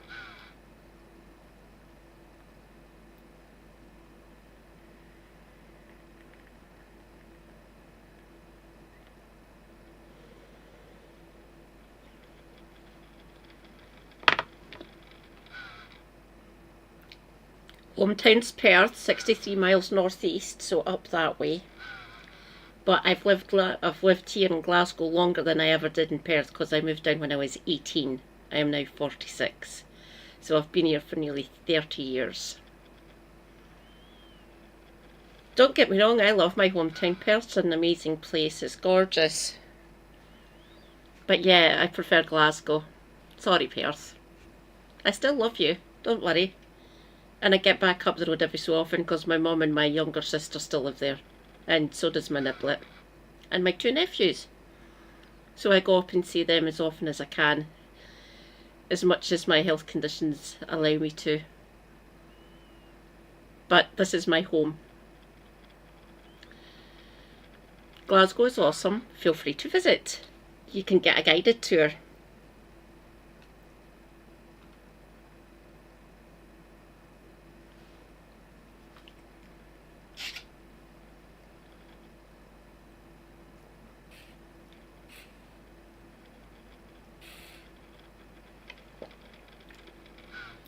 You've been down there for 27 years. 28 for me here in Glasgow.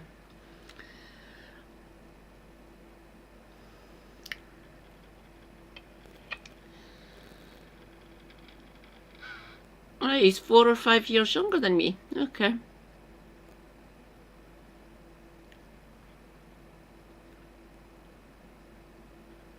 Wickham.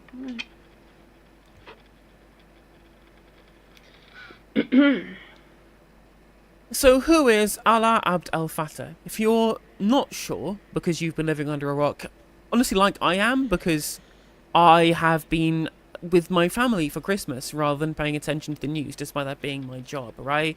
He is an Egyptian dissident who was imprisoned during the Arab Spring. I believe it was by Hosni Mubarak, if I remember correctly.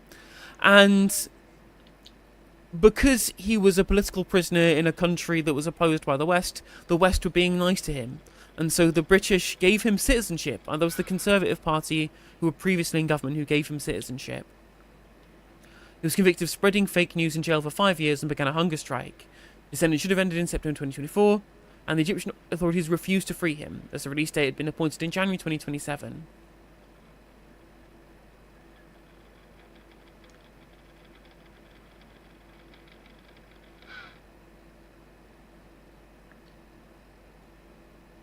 And what was interesting is that at the time, the current Prime Minister Keir Starmer was lobbying pretty hard for this guy to be released.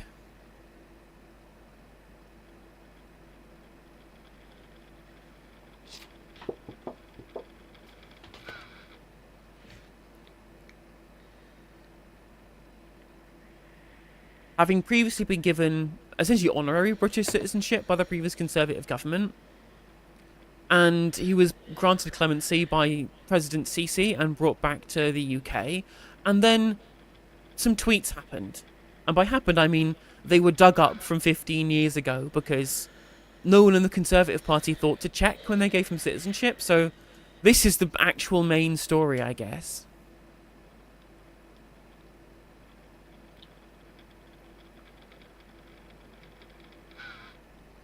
Oh, it's the BBC. Okay. So the Tories want him to be deported for these tweets because they are very happy to engage in cancel culture, as they call it. Perfectly reasonable to cancel people for tweets from 15 years ago if they are the wrong skin colour, essentially, but there we go.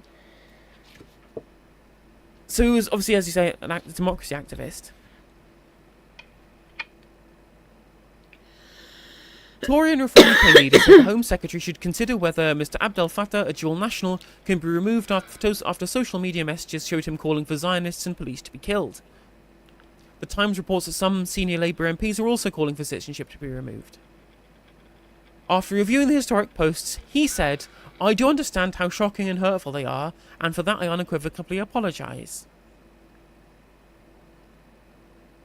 He added, "I am shaken that just as I am being reunited with my family for the first time in 12 years, several historic tweets of mine have been republished and used to question and attack my integrity and values, escalating calls for the revocation of my citizenship." He also argued that some of those posts had been completely twisted out of their meaning. And you know what? I think that that's true. And of all the people to have essentially provided the necessary context to show that it was taken out of context, it's Tom Harwood of GB News who's been being good faith about this. Credit to Tom Harwood for the first time basically ever. So this was the actual statement made by Fattah himself. "A tweet being shared to allege homophobia on my part was actually ridiculing homophobia. I've paid a steep price for my public support for LGBTQ rights in Egypt and the world.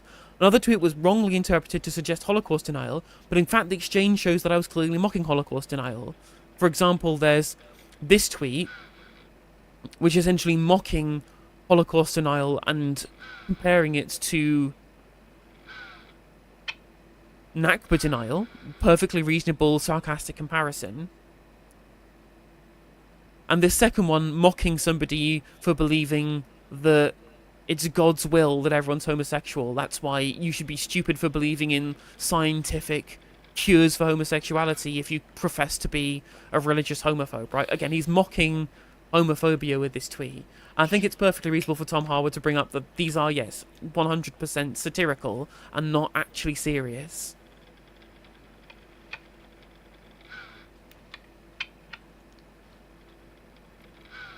Yeah, who'd have thunk it? They're cherry picking. Never been known, apparently. Fuck's sake.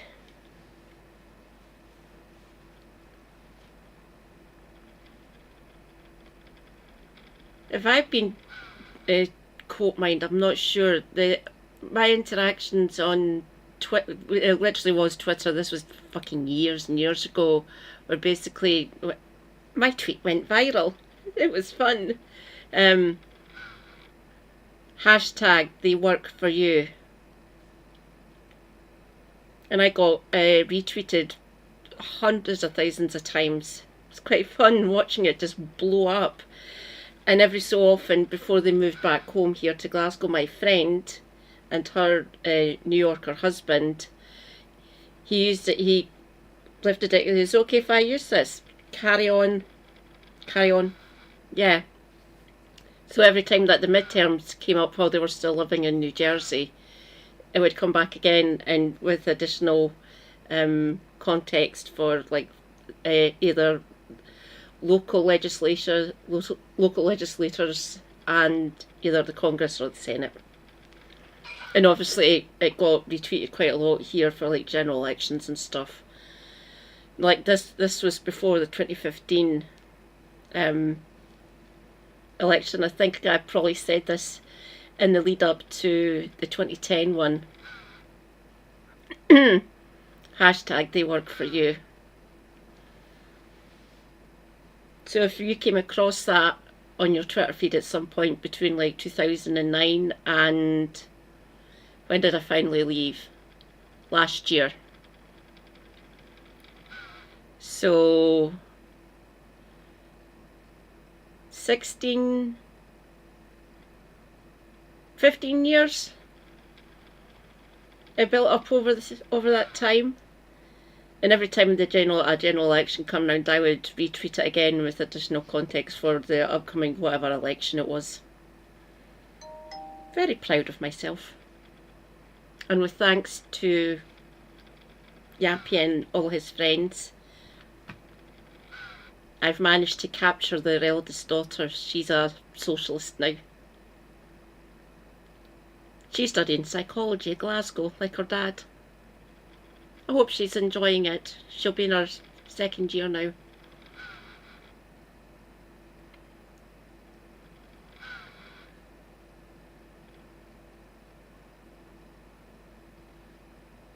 You've got to go. No problem, Scribby. So Keir Starmer has been criticised for... Stay hydrated. Self-care is good care. Take your meds if you need to take any. Stay based. Free Palestine, and tell Jonathan Ashford to fuck off. Why can't we just... I'm fed up. We need to get rid of these bastards.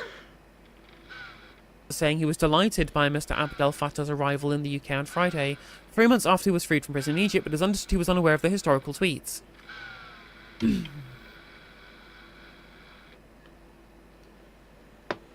Oh, for fuck's sake. Conservative leader came... Scribby, I feel for you. No problem. Stay safe. And if they calm down again, you can come back if you want.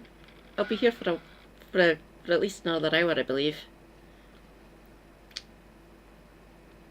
You are very much appreciated in this community. And you have helped me a lot. Thank you. Amy Baynock and Reform UK leader Nigel Farage both said Home Secretary Shabana Mahmood should look at whether Mr. Abdel Fattah's citizenship should be revoked to enable his swift removal from the UK. Literally want to cancel him for wrongthink. Oh dear. I mean, Farage even said that he should be brought up on terrorism charges, which was approvingly quote-tweeted by... What? Lucy Connolly, someone who literally went to prison for tweets, and then said it was terrible that anyone's getting sent to prison for tweets, which I think is very funny. Correct, Vinia. Blech. Man Frog, just... It's terrifying. Don't worry, your lass will be covering the Holyrood elections in May. Watch this space. So, yeah. And they're targeting Swinney, for fuck's sake. Are they mad? The people of Perth love John Swinney as an MSP. He looks knackered as First Minister. Sorry, John.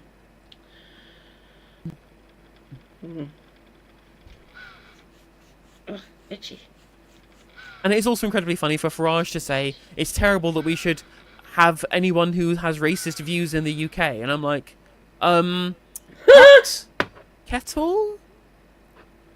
You know, maybe you shouldn't be throwing those stones in that very glass house of yours, Nigel.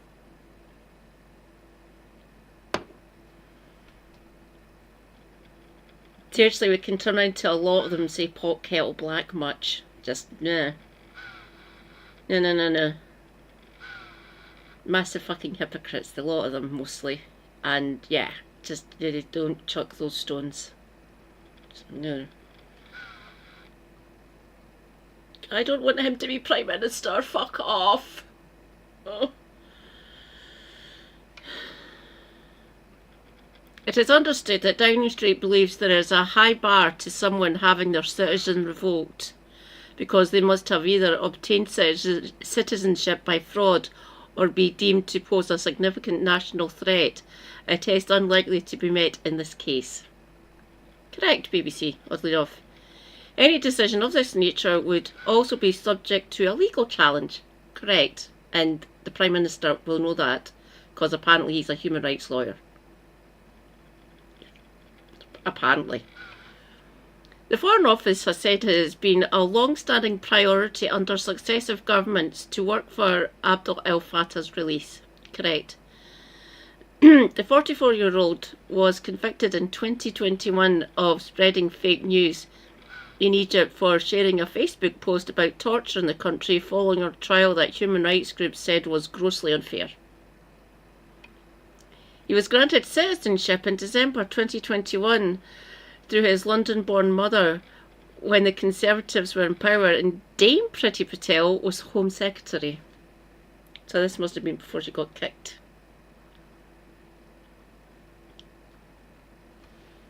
It is understood that Downing Street believes that there is a high... It is understood that Downing Street believes there is a high bar to someone having their citizenship revoked because they must have either obtained citizenship by fraud or deemed to pose a significant national security threat, a test unlikely to be met in this case. Wow, I can't believe the government's actually being reasonably normal, but perfectly normal to say, yeah, you should only lose your citizenship if you are a significant national security threat, which someone who did some dodgy tweets is not a national security threat, and he didn't obtain his citizenship by fraud because it was granted to him because his mum was born in London.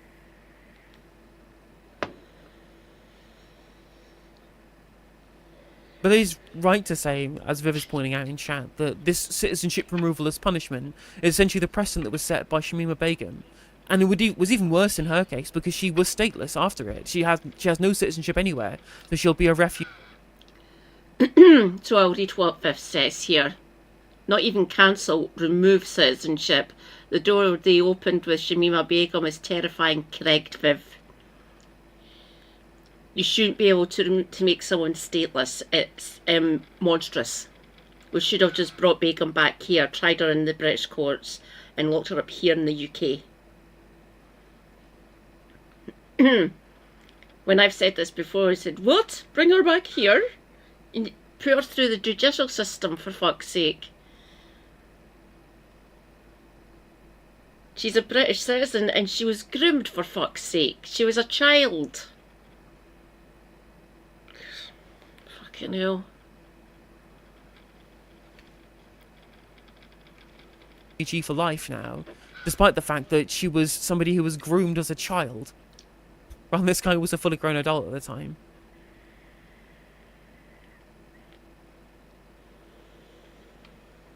It was Home Secretary Priti Patel who granted his citizenship in 2021, which is quite funny. Are they suggesting we can now deport everyone with conservative social views on LGBTQ and Jewish people? Honestly, slay, let's go. Let's go full woke on this one. If that's their position, that we can just deport anybody with conservative views on queer people, can we start with Sonia Soda, please? Can we deport Sonia Soda, and can we deport Suzanne Moore, and can we deport Kelly J. Keane? And we should also, on that line, we should be deporting Hadley Freeman as well. It has been decreed by Kemi Badenoch.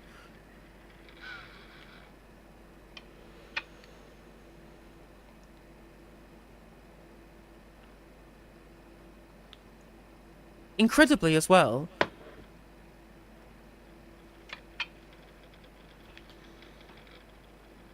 In one resurfaced tweet from 2012, Al Fatah said... I'll start that again.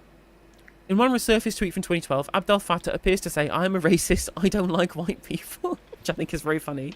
And in another, he says he considers killing any colonialist and specific. I can't read today, chat. In another post, he says he considers killing any colonialists and you want to say specifically. In another, he says he considers killing any colonialists, and especially Zionists, heroic. We need to kill more of them, which, of course, is at least somewhat expressing the support for terrorism, right? The question is can you use historical examples of support for terrorism from 13 years ago as a way to attack somebody now, right? Because I believe in the other tweets he also said that civilians as well, you know, the civilians should be targeted, which of course I don't agree.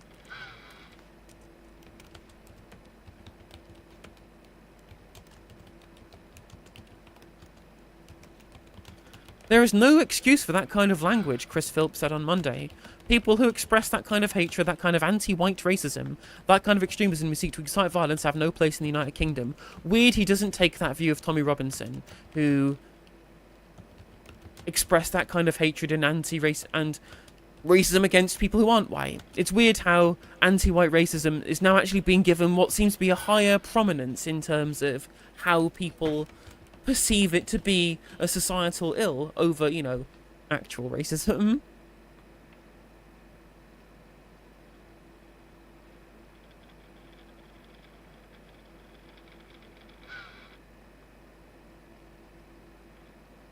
And again, Emily Thornberry being extremely normal here. The top and bottom of it is that he is a British citizen. He was entitled to Britain's citizenship. He claimed it, so he's a British citizen. The British government has not been... sorry. Start that all again. Actually, that is how the law works.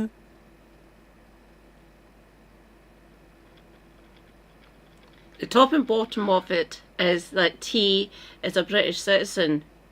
This is Emily Thornberry. He was entitled to British citizenship. He claimed it, so he is a British citizen. The British government has been doing their utmost to get him back into the country and out of jail. Wow. Well done, Emily.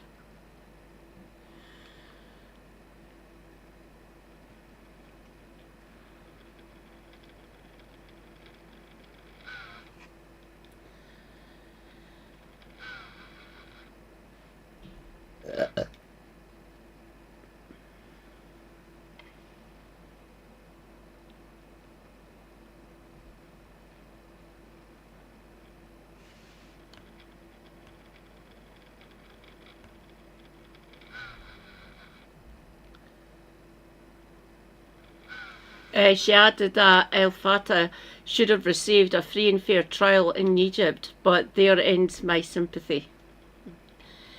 In his letter to the Home Secretary, Farage said it was astonishing that neither MPs from Labour, the Conservatives or other parties carried out basic due diligence on El Fatah while they campaigned for his release. Shut up, man, frog. He said Stammer showed an extraordinary error of judgment when he posted on Twitter welcoming El Fatah's return. The Board of Deputies of British Jews said the case was of profound concern.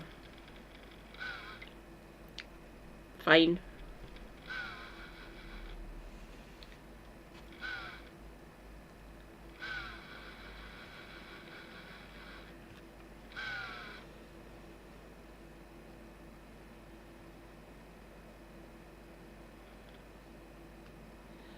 The cross-party campaign for such a person and the warm welcome issued by the government demonstrates a broken system with an astonishing lack of due diligence by the authorities. Shut up, man, frog. While conceding some of his comments were shocking and hurtful, El Fatah contends some of his old messages were misinterpreted. I believe they were. For example, a tweet being shared to allege homophobia on my part was actually ridiculing homophobia, he said in a statement. I have paid a steep price for my public support for LGBTQ rights in Egypt and the world.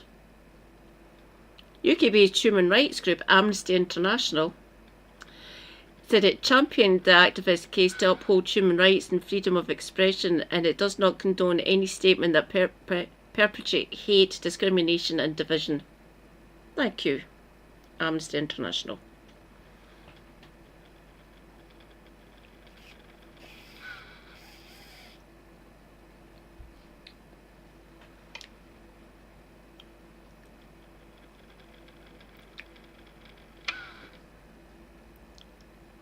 It is also very interesting looking at some of the responses from members of the right wing. So this is Melanie Phillips, who says, Fatah's tweets were not just, in his words, shocking and hurtful, they incited murder. And I'm like, yeah, isn't it really bad, say, if somebody was specifically quoted by somebody who said, this person incited me to commit murder? Like, for example, if a mass murdering terrorist was quoted by Anders Breivik in his manifesto as somebody who incited his terror attack in Norway.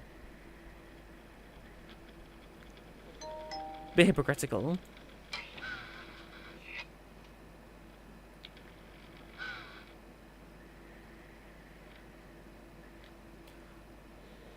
Very good point here from the editor-at-large of Tribune. Offensive tweets from 15 years ago result in the Prime Minister threatening your citizenship. Meanwhile, British Israeli citizens who killed children in Gaza this year can return home without so much as a police interview. Yep. Very, very true. Again, cancelling people for Twitter posts is far more relevant to our politicians than people who've actually actively engaged in genocide. Good point. Yeah.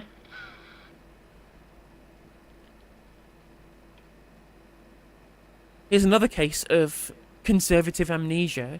Here's Liz Truss tweeting out in 2022. The El Fatah case shows the way the human rights industrial complex democracy. We now have a Prime Minister who is part of this complex. And this is what she was saying about El Fatah in 2022. Discuss how we can ensure his release. Well, I can assure the Honourable Lady that we are working very hard to secure his release. Lord Ahmed has met with the family, and I am seeking a meeting with the Egyptian Foreign Minister. He's due to visit the United Kingdom shortly, and I'll be raising his case. Literally, someone who was absolutely happy to do that in 2022, but now 2025 she's all like, oh, it's human rights to get people out of political persecution in Egypt, you know? Are 13-year-old tweets even representative of his views? I don't condone harming civilians, but can you blame someone who has been the victim of colonization to hold such views towards his victimizers? Well, he's not first of all, like, he's not Palestinian, he's Egyptian, so, like, he's not somebody who's been the victim of Zionist colonialism. And second of all, this is why, you know, people just describing everybody who's pro-Israel as being Zionist or whatever can get caught up with these kinds of violent threats, right? It's why you'll see attacks on Jewish civilians if you don't make the delineation between people who support Israel, bad, dislike their political viewpoints, I don't think that their political viewpoints should be taken seriously, but who aren't actual colonists doing colonization, who are part of a occupation, you know? They are just backed up by a colonial military, right? There's a difference between being a settler in the West Bank, being a member of the IDF, actually doing the genocide and doing the occupation, than just believing that these things are good, you know? I mean, that is true. Egypt has been affected by Zionist colonialism, and that's what the 6-Day War was, trying to colonize the Sinai, but they did give it back. They did, eventually. Yeah. They still haven't given back the Golan Heights, though. Because there's a difference between... Under international law, the Golan Heights are Syrian. Not that they'll ever give it back. They should. There's a UN resolution on them to give it back, but they won't. Fun. Armed militants in the Palestinian territories attacking the military that belligerently occupies them, and people being attacked for being civilians who hold Zionist views, right? Those are two incredibly different things. One of them is legitimate militarized resistance to occupation and colonialism. The other is just terrorism. The other is just murder, you know?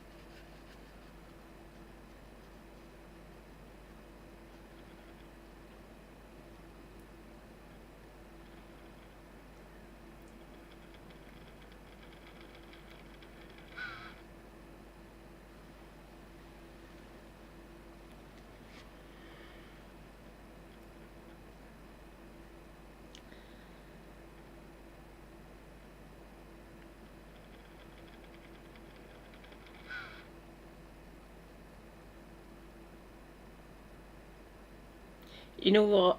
I'm going to leave this running. I will be back in 2 minutes, everyone. Thank you. Please bear with me. I think this so far is my favourite reaction. Nick Timothy, friend of the show, saying he's not sorry for tweets, he's sorry he's been exposed. Exposed by the search function on Twitter? Like, this isn't exposure if he posted these things publicly. Like, he didn't say these things incognito and then it got exposed by some kind of hacking operation. Someone used the search function on Twitter, Nick.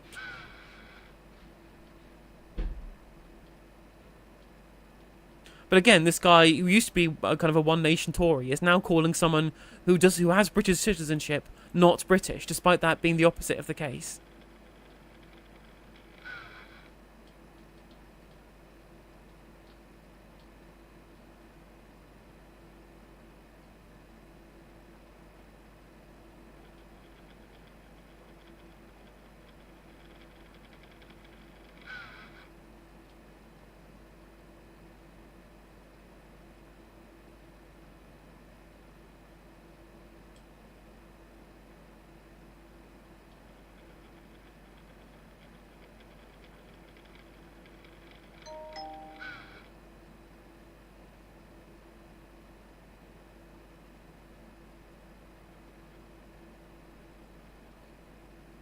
I think that the pièce de résistance in terms of reactions to the Fata case is from friend of the show, recently radicalised white nationalist Robert Jenrick.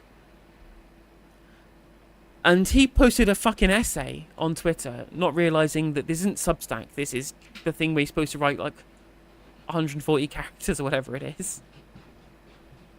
And honestly, some of it's really funny. Like, the fact that he starts off by saying, we Britons are dogs and monkeys, apparently, and I'm like, I mean...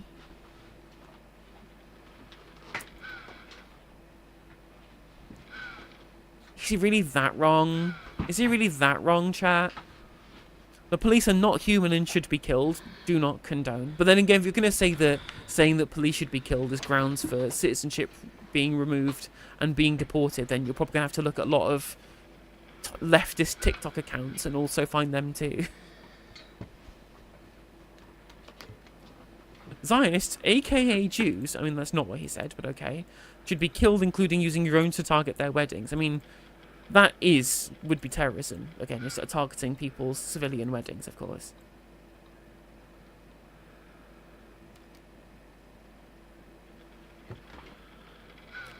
This thing saying the Holocaust didn't happen is not true. That was a joke tweet. White people are a blight on the earth and there needs to be a genocide to wipe them out. I mean, not great, is it?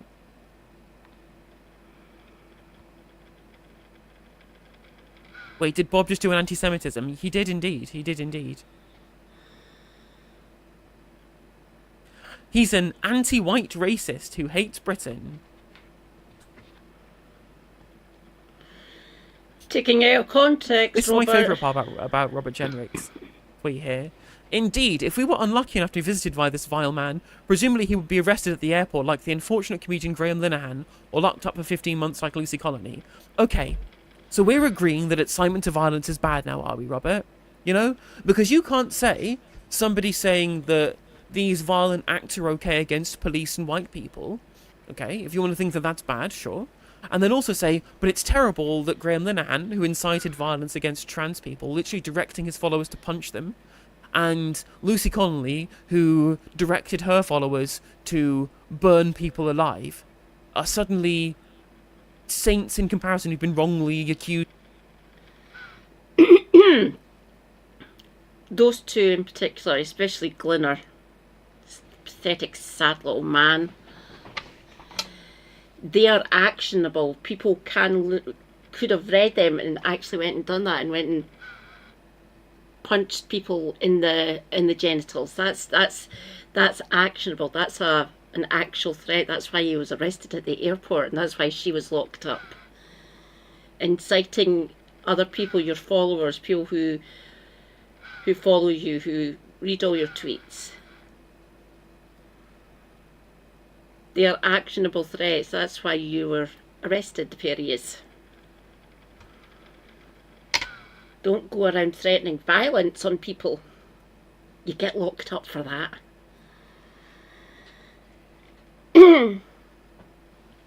That is not incitement to violence, what I've posted in the Twitch chat. Be careful what you say, obviously. And no violence, please. I beg of yous. Those were actionable threats, Robert. That's why they were arrested, okay? They were getting so butthurt. He was arrested by armed police. He was arrested in an airport, and the police in an airport are armed for security reasons. It's an airport. Now, if he was arrested out in the street, just in the country itself, it would have been normal police, unarmed police, not armed response police. It would have just been a standard uniform bobby. That's why they were armed. They're in an airport. Don't do actionable threats. When are they going to fucking realise that? Just... and convicted.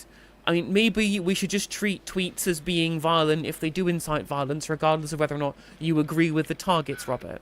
You know? And again, of course, there is a recency thing. If something happens recently, far more of a problem than something that happened 13 years ago. Good point. Drone bombing weddings is clearly a reference to the US doing that in Afghanistan, etc., though. That makes sense, actually, yeah.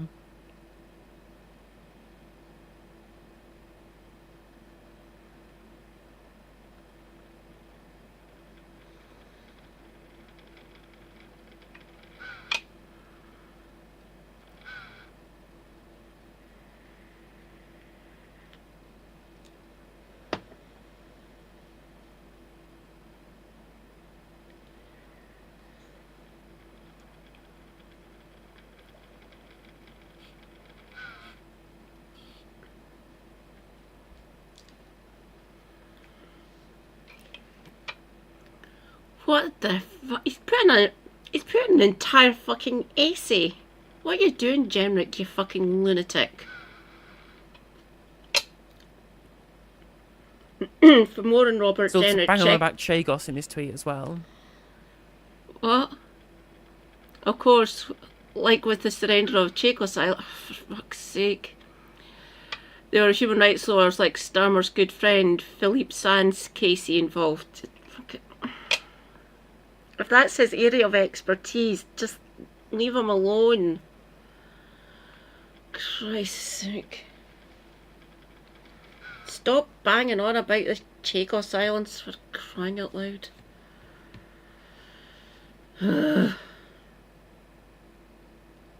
This was the bit here, though. This bit here is what kind of drew me to the Robert Jenrick post, right? Because you would be forgiven for thinking this was just the deranged rantings of a man.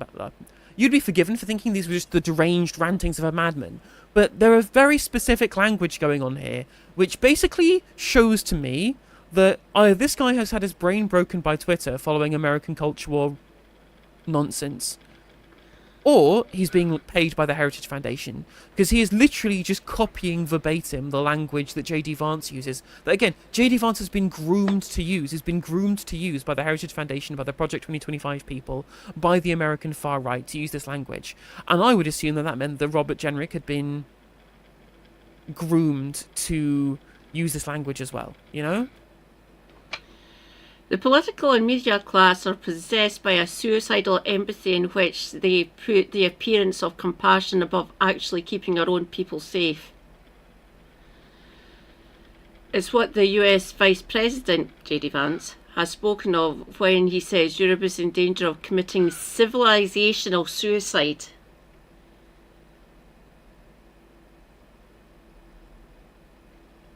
Camus, you've got a lot to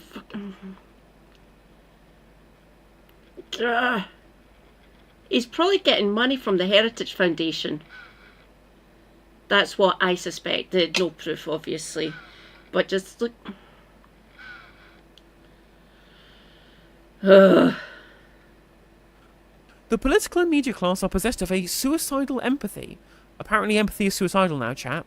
In which they put the appearance of compassion above actually keeping our own people safe. I mean, you can just do both. Or anything called the appearance of compassion, right? But talk about suicidal empathy and trying to denigrate the idea of being compassionate. That's something that's literally straight out of, like, the American far right. No one else uses this language other than people radicalized by the far right in the United States. It's what the US Vice President has spoken of when he says Europe is in danger of committing civilizational suicide. So yeah, he is literally trying to spread, like, ethno-nationalist right-wing conspiracy theories from the Vice President of the United States, right? Like, Robert Jenrick is just becoming a Trumpist because of either, my guess is, our Twitter radicalization, or he's literally being paid by the same people, because that's why J.D. Vance said these things. It's to try and back up the far right in Europe, to create more ethno-nationalism, Christian nationalism, right? Theocratic Atlanticism, really, really good name for it, Satnav, in Europe.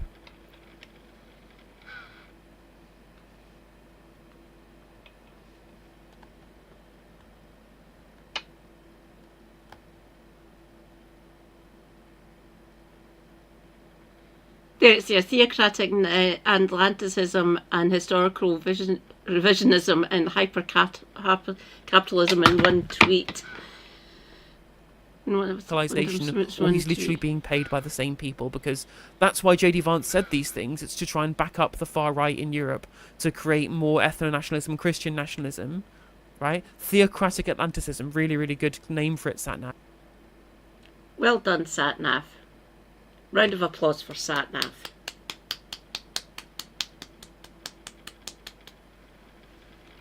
I'll need to say that to him next time I see Satnav.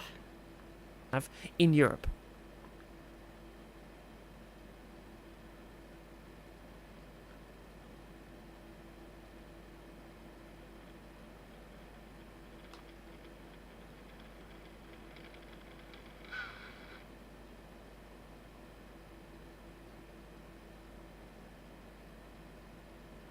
And again, he finishes off by saying, you should be deported and have your citizenship revoked because you tweeted things I don't like.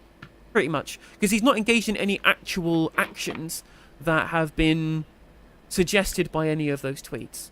Like, the tweets that were sarcastic, those are kind of irrelevant because they were just jokes. And the ones that actually sounded like avocations for violence, whilst, again, these things were something that in the modern day you'd take more seriously. These were 13 years ago and his views have changed. And second of all, he's never actually taken any action on these things either, you know?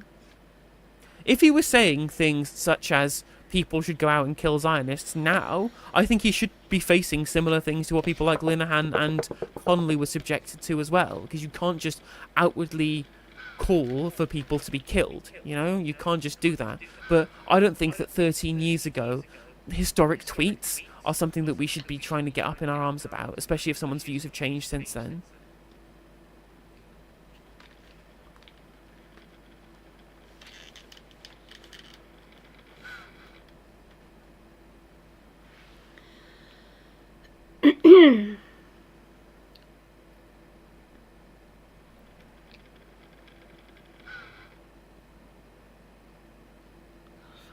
Fuck's sake. Oh.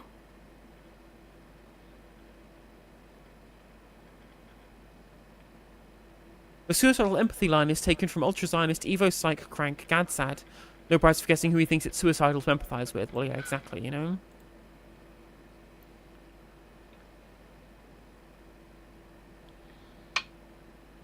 Again, this is Robert Jenrick saying that anti-white racism is grounds for deportation. He's also trying to claim that Keir Starmer, a man with a Jewish wife, somehow doesn't care about anti-Semitism. What the fuck, Jenrick?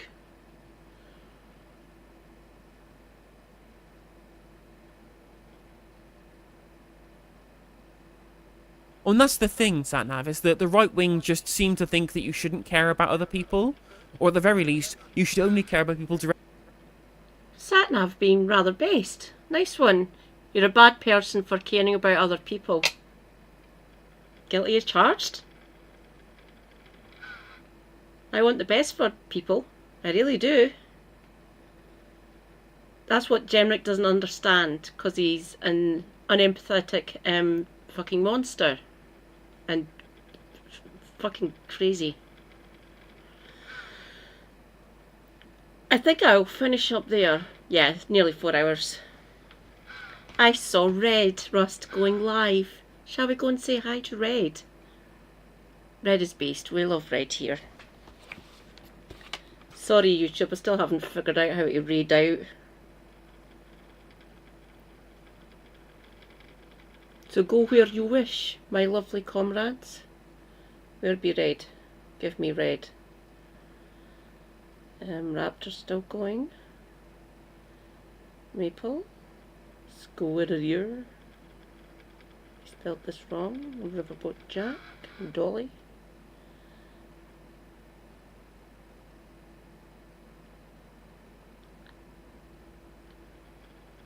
Yay! Red Rust.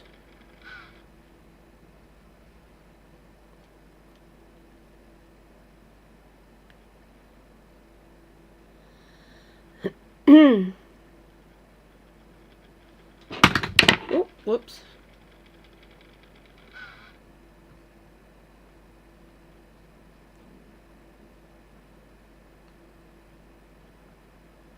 Thank you everyone. Stay hydrated. Self-care is good care. Take your meds if you need to take any. Stay based. Free Palestine. And tell Robert Jenrick he's a fucking crazy bastard.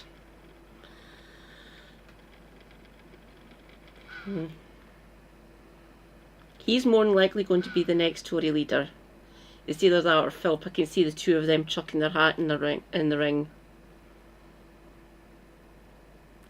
If and or when they get rid of Kemi.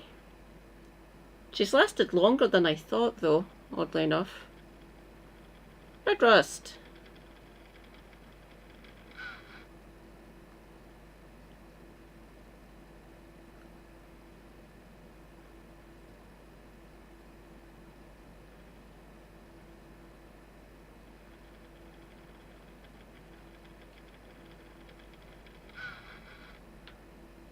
Come on. Yeah.